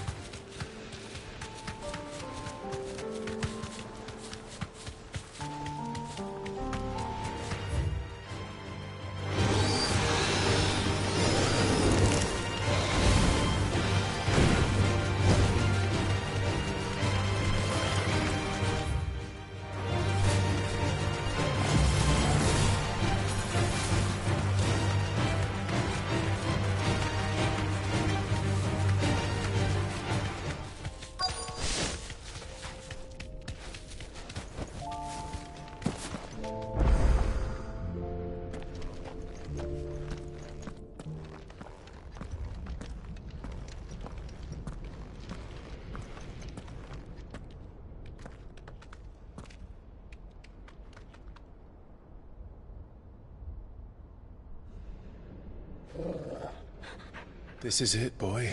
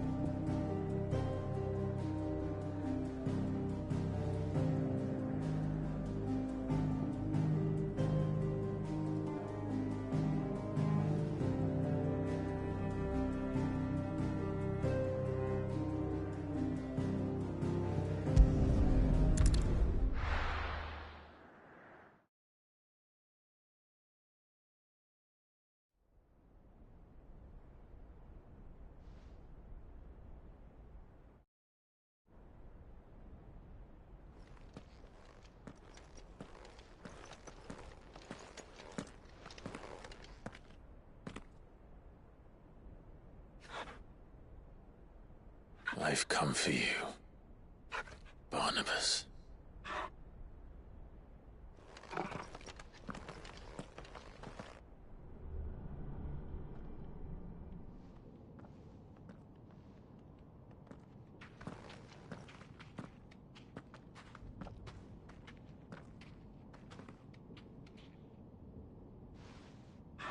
Stay close, Torgal.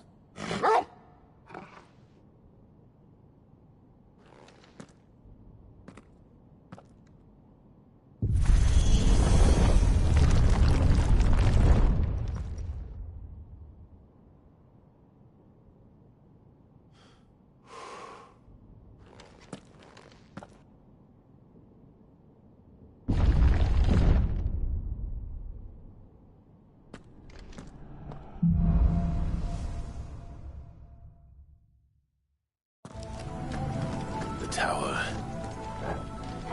It's alive.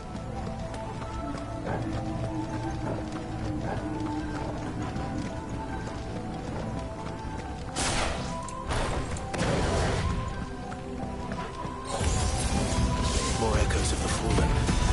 They seem to feed on ether.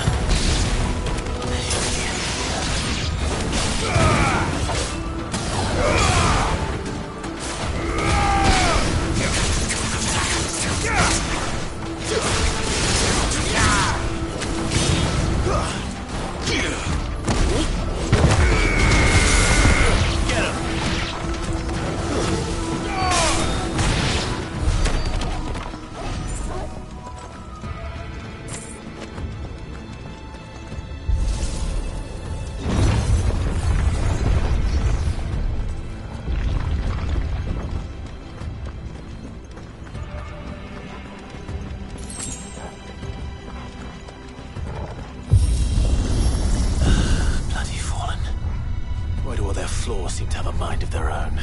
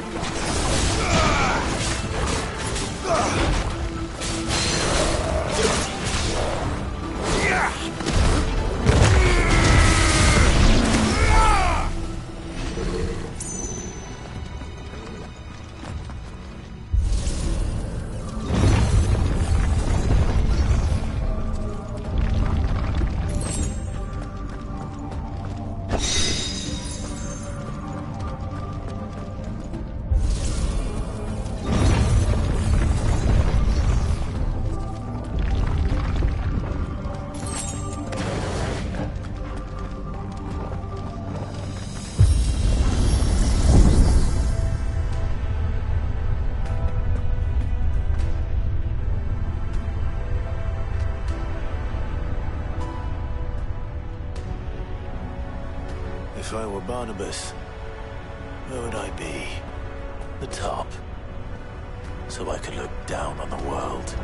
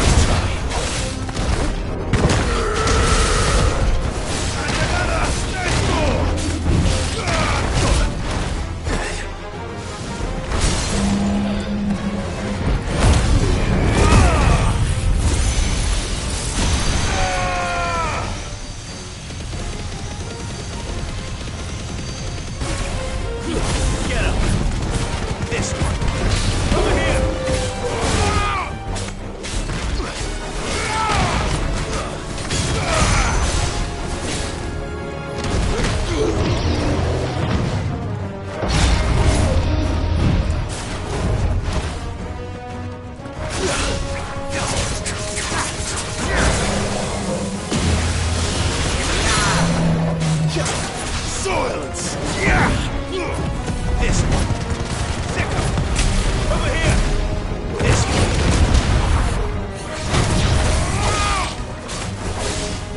And another!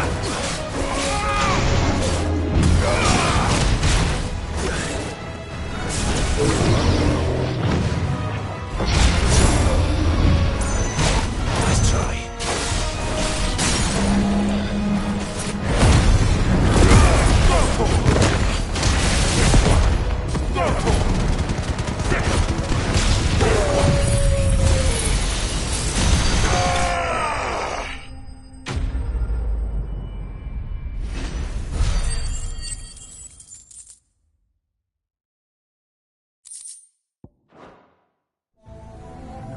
What was that thing?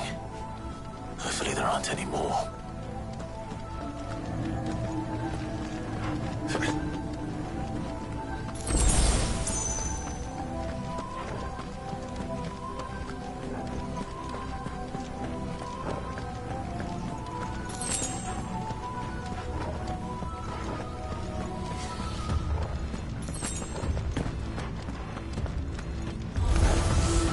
You know what to do, boy.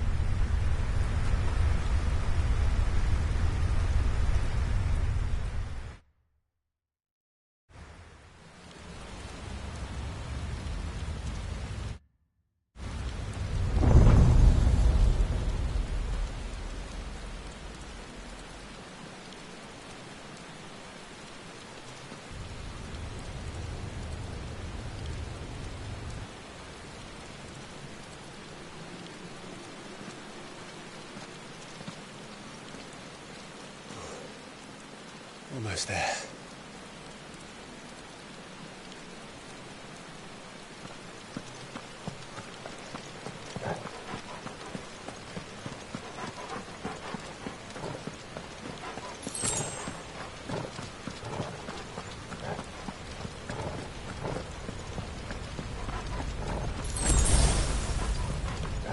He's here. I can feel him.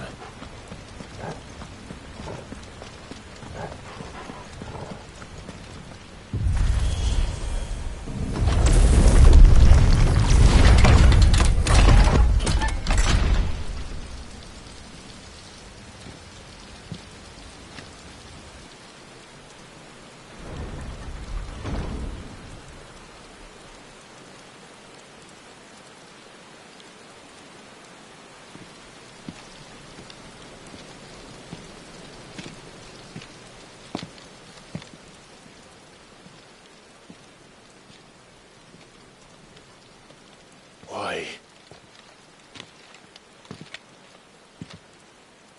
The blade must ever feed if her edge is to remain keen. Butcher. What care you for these worthless creatures? They are nothing. Weak from the moment of their conception, ever longing for power not theirs to command, they turn unfailingly upon themselves.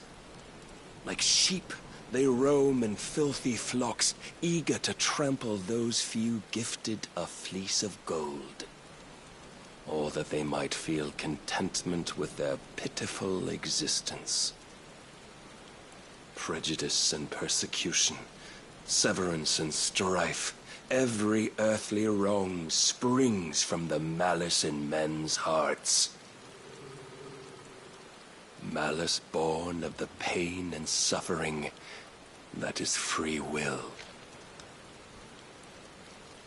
Its corruption is gnawed at your being from the very moment of your birth. You're wrong. It is no corruption. It is who I am. Every choice I make, right or wrong, gives me reason to carry on. And carry on I shall. Not as a puppet, but as a man. Which are you? There was a time I too thought those the only choices. What? Long ago, God granted man the gift of magic. And with that gift did he build great civilizations. Yet over time, man lost sight of the gift's true meaning, stepping from the path of shared prosperity to one of avarice. He abandoned his creator for sword and flame, and through his folly, beckoned the blight. Yet, there were those few who refused to turn their eyes from the heavens, and they prayed to God that he might lead them back to righteousness. And the Lord, he did answer. Before the worthy shall the gates of paradise open. And so did I spread my arms to the ether, and cast my soul upon its gentle waters. I gave myself unto him.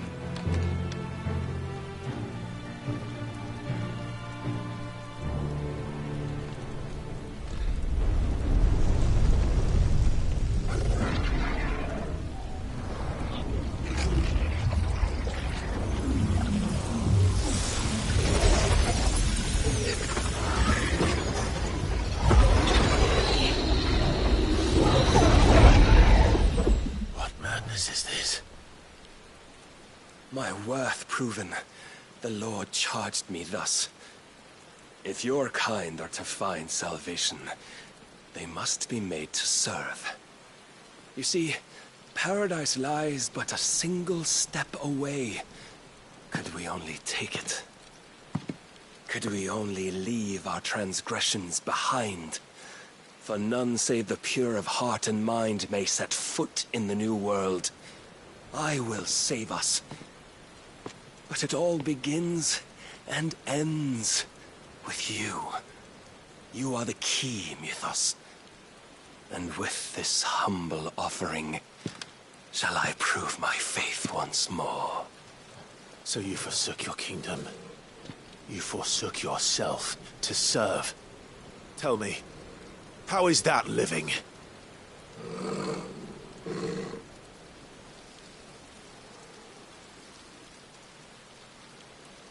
What you seek to provide is not salvation.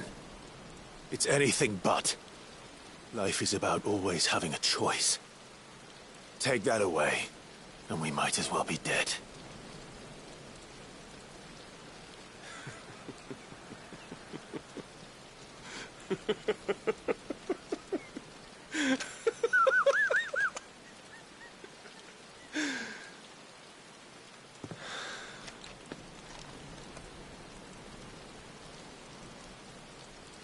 Very well. Come then. Show us the strength of your will. It's not the strength of my will that should worry you, but the weakness of yours.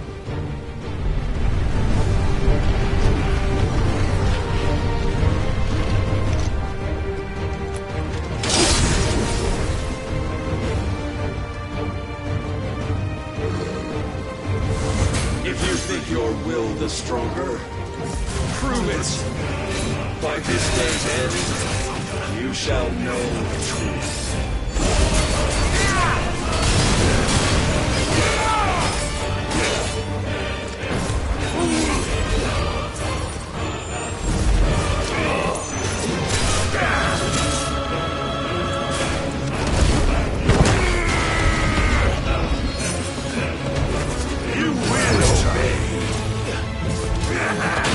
Blessed with the might of a god, yet still you fight like a man.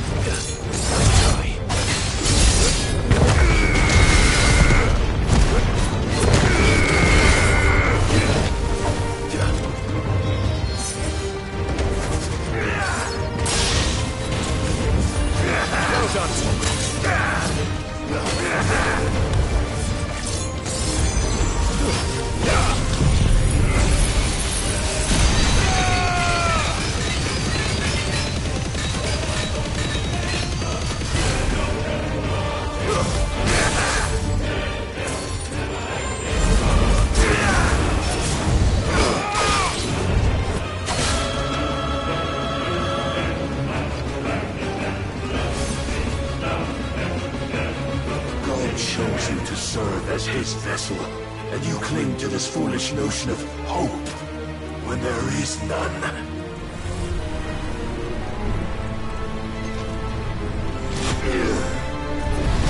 Fuck!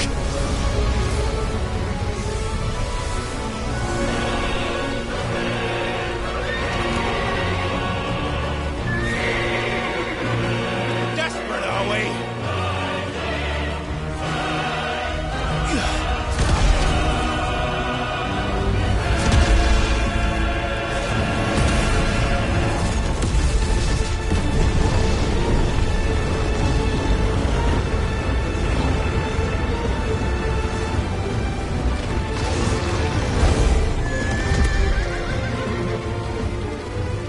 Finally, we can begin!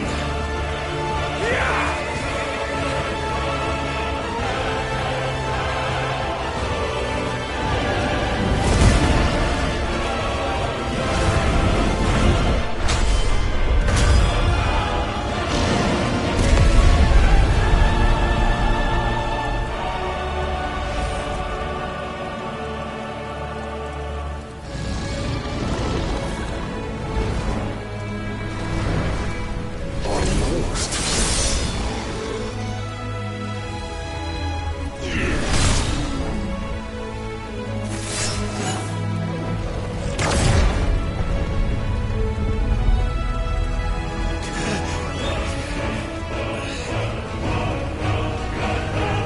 You have been shown the path. Now you must follow it. Free yourself, Mythos. You will not defeat me otherwise. We'll see. Perhaps you still require persuasion.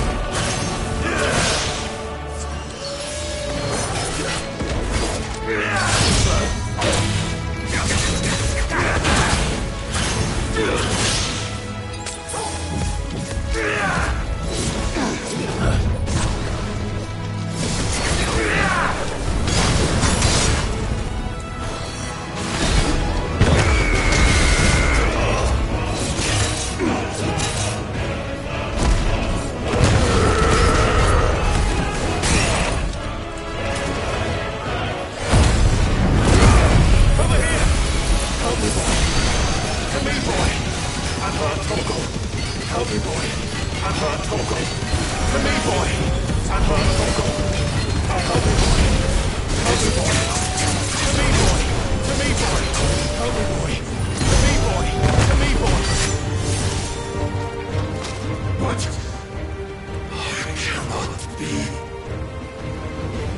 Defeated? You admitted defeat the moment you turned your back on us. When you turned your back on the truth, Barnabas. We are not as weak as your god believes.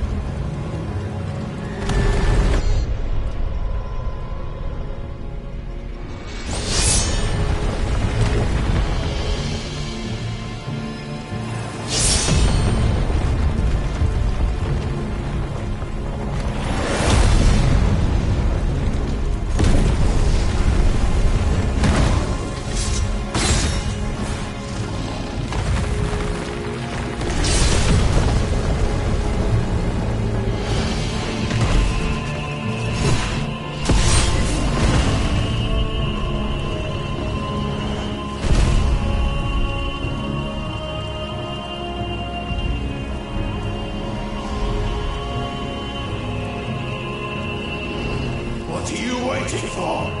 Men know nothing of strength.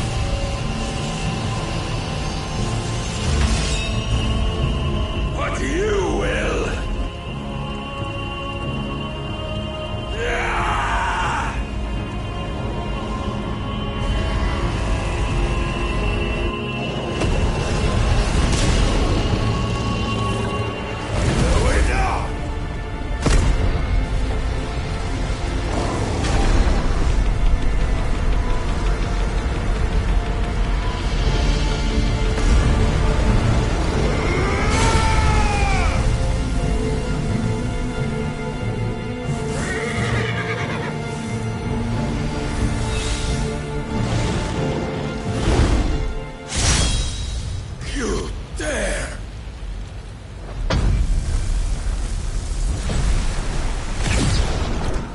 Could it be you have made a weapon of your weakness? My apologies.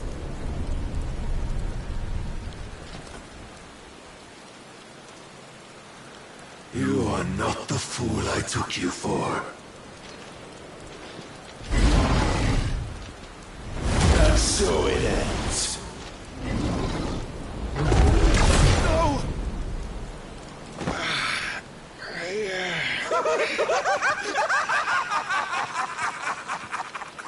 Don't tell me you are tired, Mythos!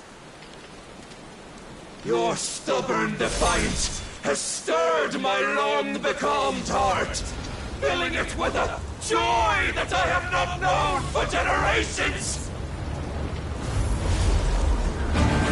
I had thought the tantalizing kiss of self-indulgence a dream forever out of reach. And now that its sweet ruin courses through my veins, I shall not be quick to relinquish it. Show me your work, Mythos, that I might revel in it!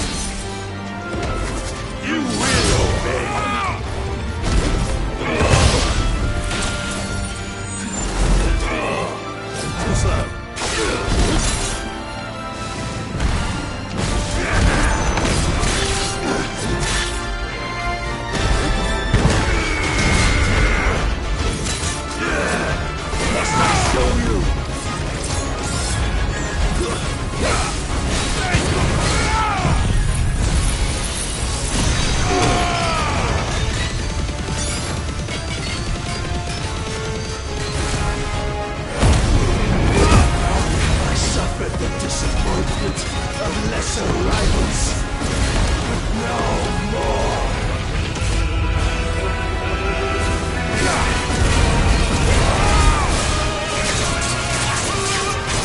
My constant congregation, salvation is come.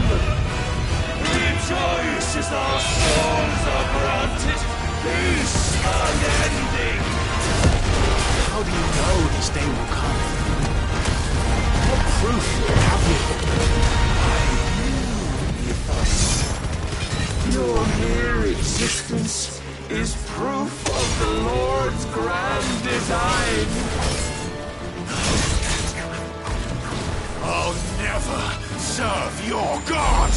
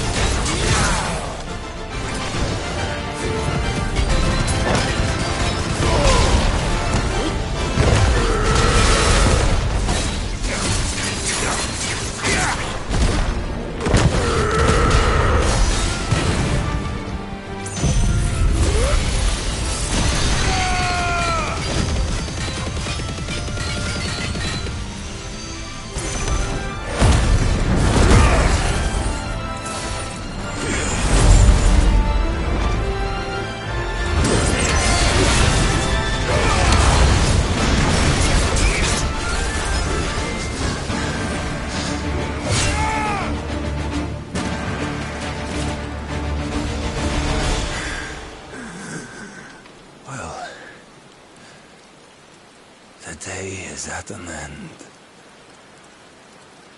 And we both know the truth. It is I who stand victorious. My will that prevailed. Your will? No. It was his. Clive Rossfield.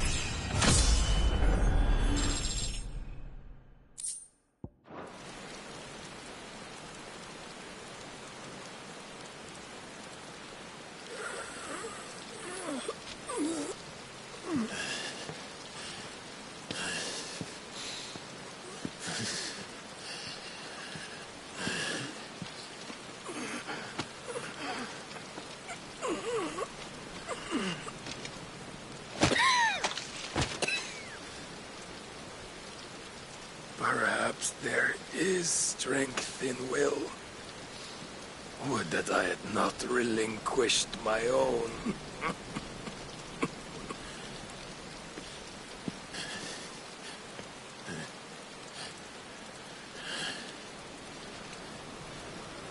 You relinquished nothing. What was it, if not will, that made you strive for a new world? Strive to win your master's approval?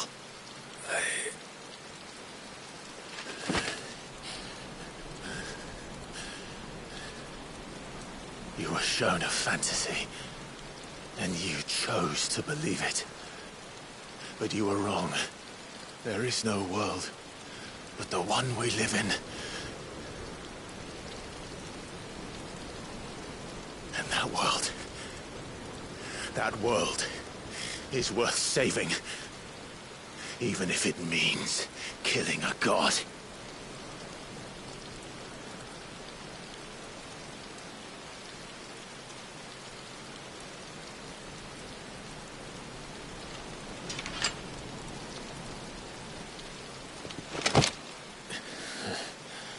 Bold words. From one who has served the Lord so well. This is pointless.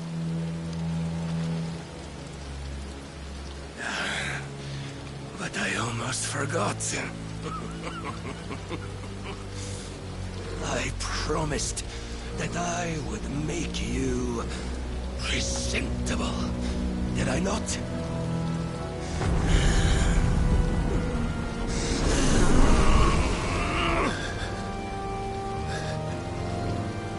We shall fulfill our destinies, just as the Lord's Mother Crystals have fulfilled theirs. Come, Clive Rossfield.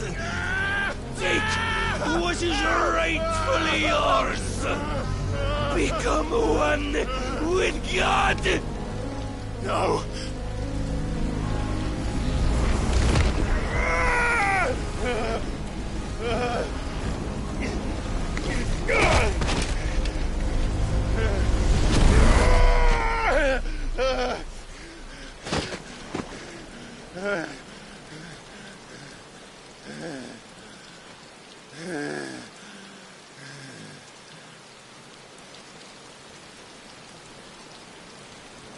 At long last, salvation.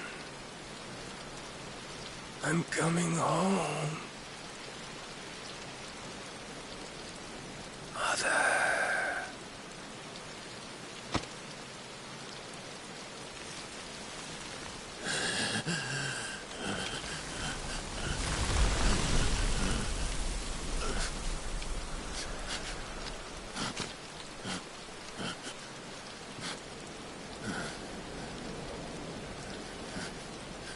Tell me, how does it feel? Show yourself! Face me! How does it feel to consume your rival's strength, to gorge yourself on their beam, to edge step by trembling step ever closer to the divine? With or without a will, you are still but a vessel, our vessel. Behold, how your body shudders in anticipation of its fate.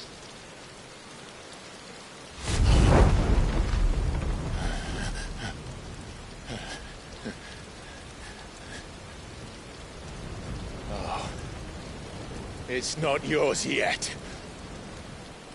No. Come then, O wayward child. We shall await you upon the back of the first worm. There all shall end and begin again.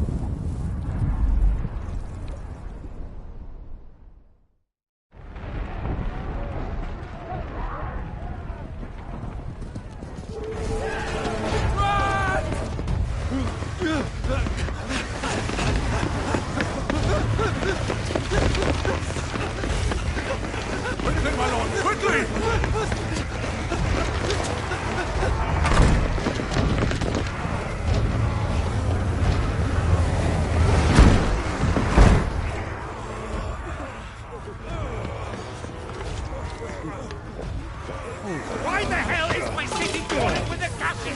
Don't ask me, ask them!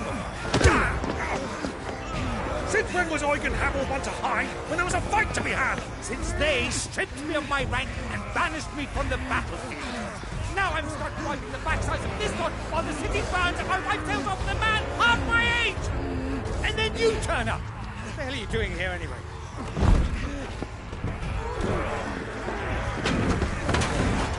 What indeed? The enemy numbers 200,000 or more, counting yours. There are simply not enough soldiers mounted in the capital to repel an army of that size. Then one of the central keep, held by a contingent of soldiers and bearers from the surrounding boroughs. They are the sole reason it still stands. And all it took was an army on their doorstep to bring them together. The prospect of death does put things into perspective. Perspective. Perhaps it's what we've lacked all along.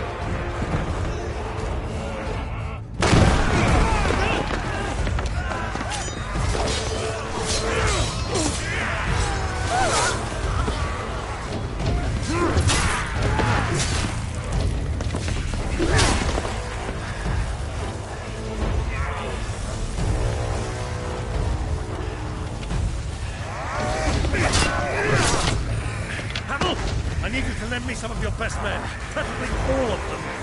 My best men? Does it look like I really want?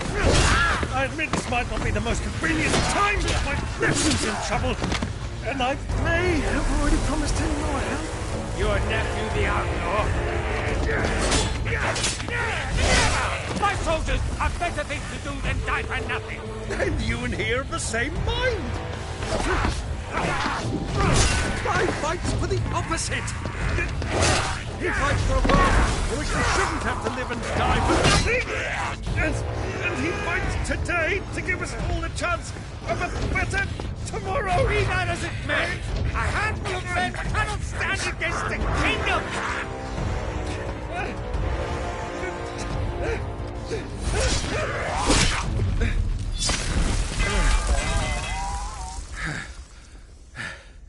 Then mayhap they are the wrong men. Well, I'll be damned. Our numbers are few, but I shall rally as many of my dragoons as I'm able. You, apprise the Lord Strategist of the state of the city's defenses. Yes, Your Radiance. And you would fight alongside us? I owe the Phoenix a debt.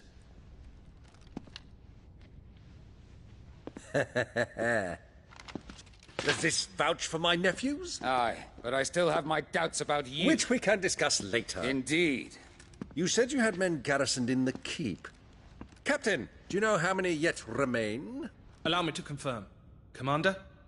Whatever their number, Randalar will be needing Gather the them bodies all. and build a pyre in the courtyard. Quickly. Terence. My lord.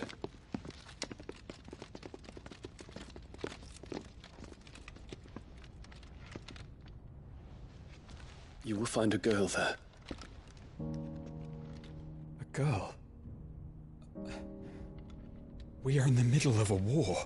I owe her my life, and I always pay my debts. You are to see that she is provided for. Dion, I cannot leave. But you shall. If I'm ever to be worthy of the forgiveness of our people, then I must earn it. And I must earn it by my hand, and my hand alone. Know that I do not ask this lightly. And know that I will do it.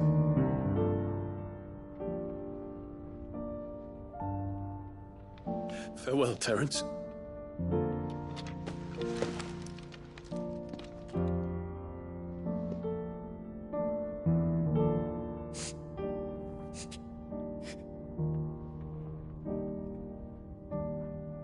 Farewell, my prince.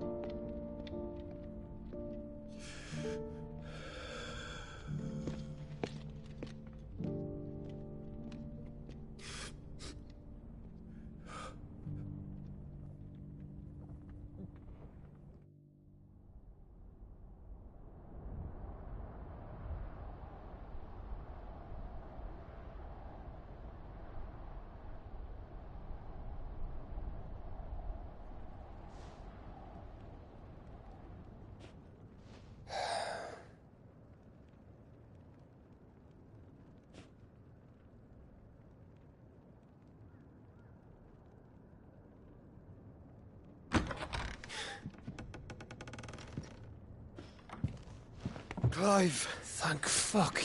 You alright? I am. But I'm a damn sight better for seeing you, Joshua. And Barnabas. The king is dead.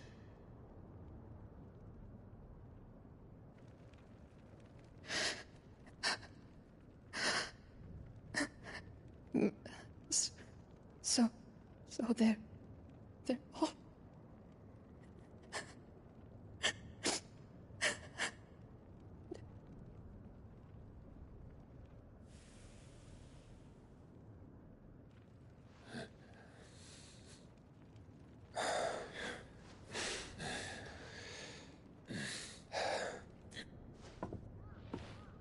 They are, but so is their killer. He can't hurt anyone anymore. You're safe.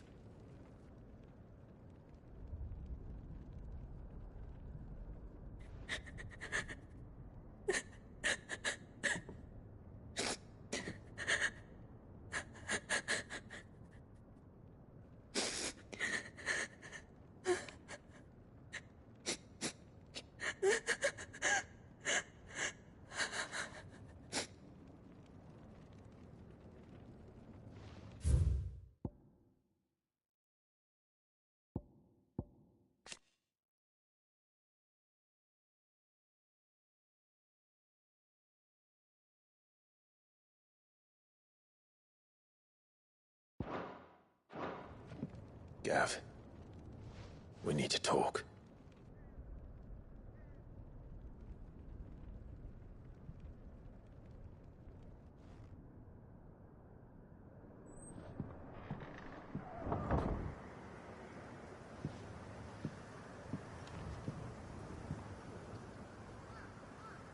I'm sorry, Clive. You know I want nothing more than to go with you. I do. But I'm glad you're heading back to the Enterprise nonetheless. And not just for Edda's sake. Our people need to know what happened here. You can count on me. As can she, I hope. Thank you, me lords.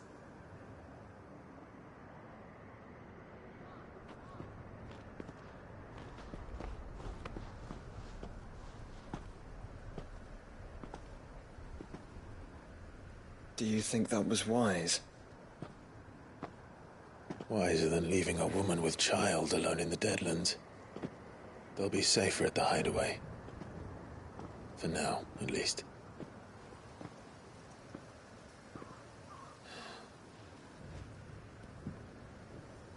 This land is overrun with Akashic. The king himself was long turned, albeit by choice. All to serve Ultima, in his damnable quest to forge the perfect vessel. The chaos Barnabas wreaked upon nation after nation. How many were killed for this? He didn't consider it killing. Or a mercy of sorts. A way to end their suffering. He truly wanted to save mankind, and ultimately use that. As he uses us. But why us? What are we? What are we? We are dominance. That is our fate. But that doesn't mean we have to accept it, which is why we fight. For the right to deny it. Is that not so? It is. For our sins.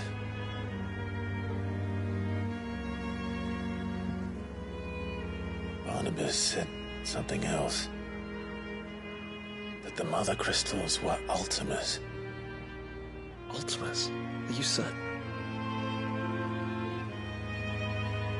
We know that the Mother Crystals have been leading the land of Ether. And we also know that it's this which hastens the spread of the Blight. But what I cannot fathom is what Ultima stands to gain from that. What did you find at the Stronghold? The truth about Ultima's prize. For so long, I believed it to be you, and you alone. Yet, it is not merely a fruit that he desires, but a Efreet and Phoenix both. That which we became in the skies over Twinside. Only when the twin flames are joined shall his vessel be complete. Quite why he needs a vessel is another question. Unless there is something he cannot achieve without one. Something his immaterial form precludes. Something requiring an unthinkable amount of ether and a body resilient enough to channel it. If I did not know better, brother, I would think that he meant to cast a spell. A spell 1,000 years in the making. A spell to end all spells. And he cannot do it without us. Nor without the Mother Crystals. But if we destroy them all, we will stop not only the Blight, but Ultima as well.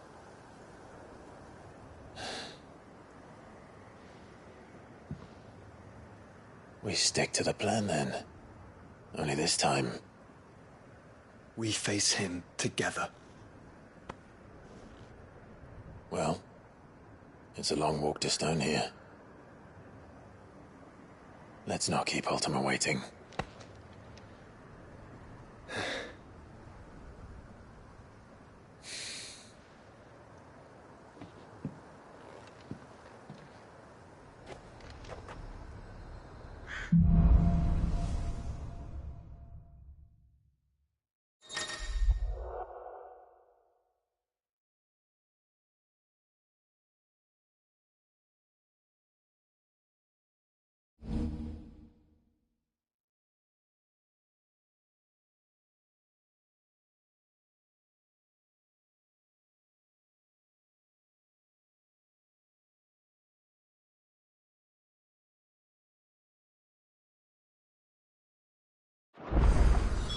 When Barnabas fell, his magic died with him.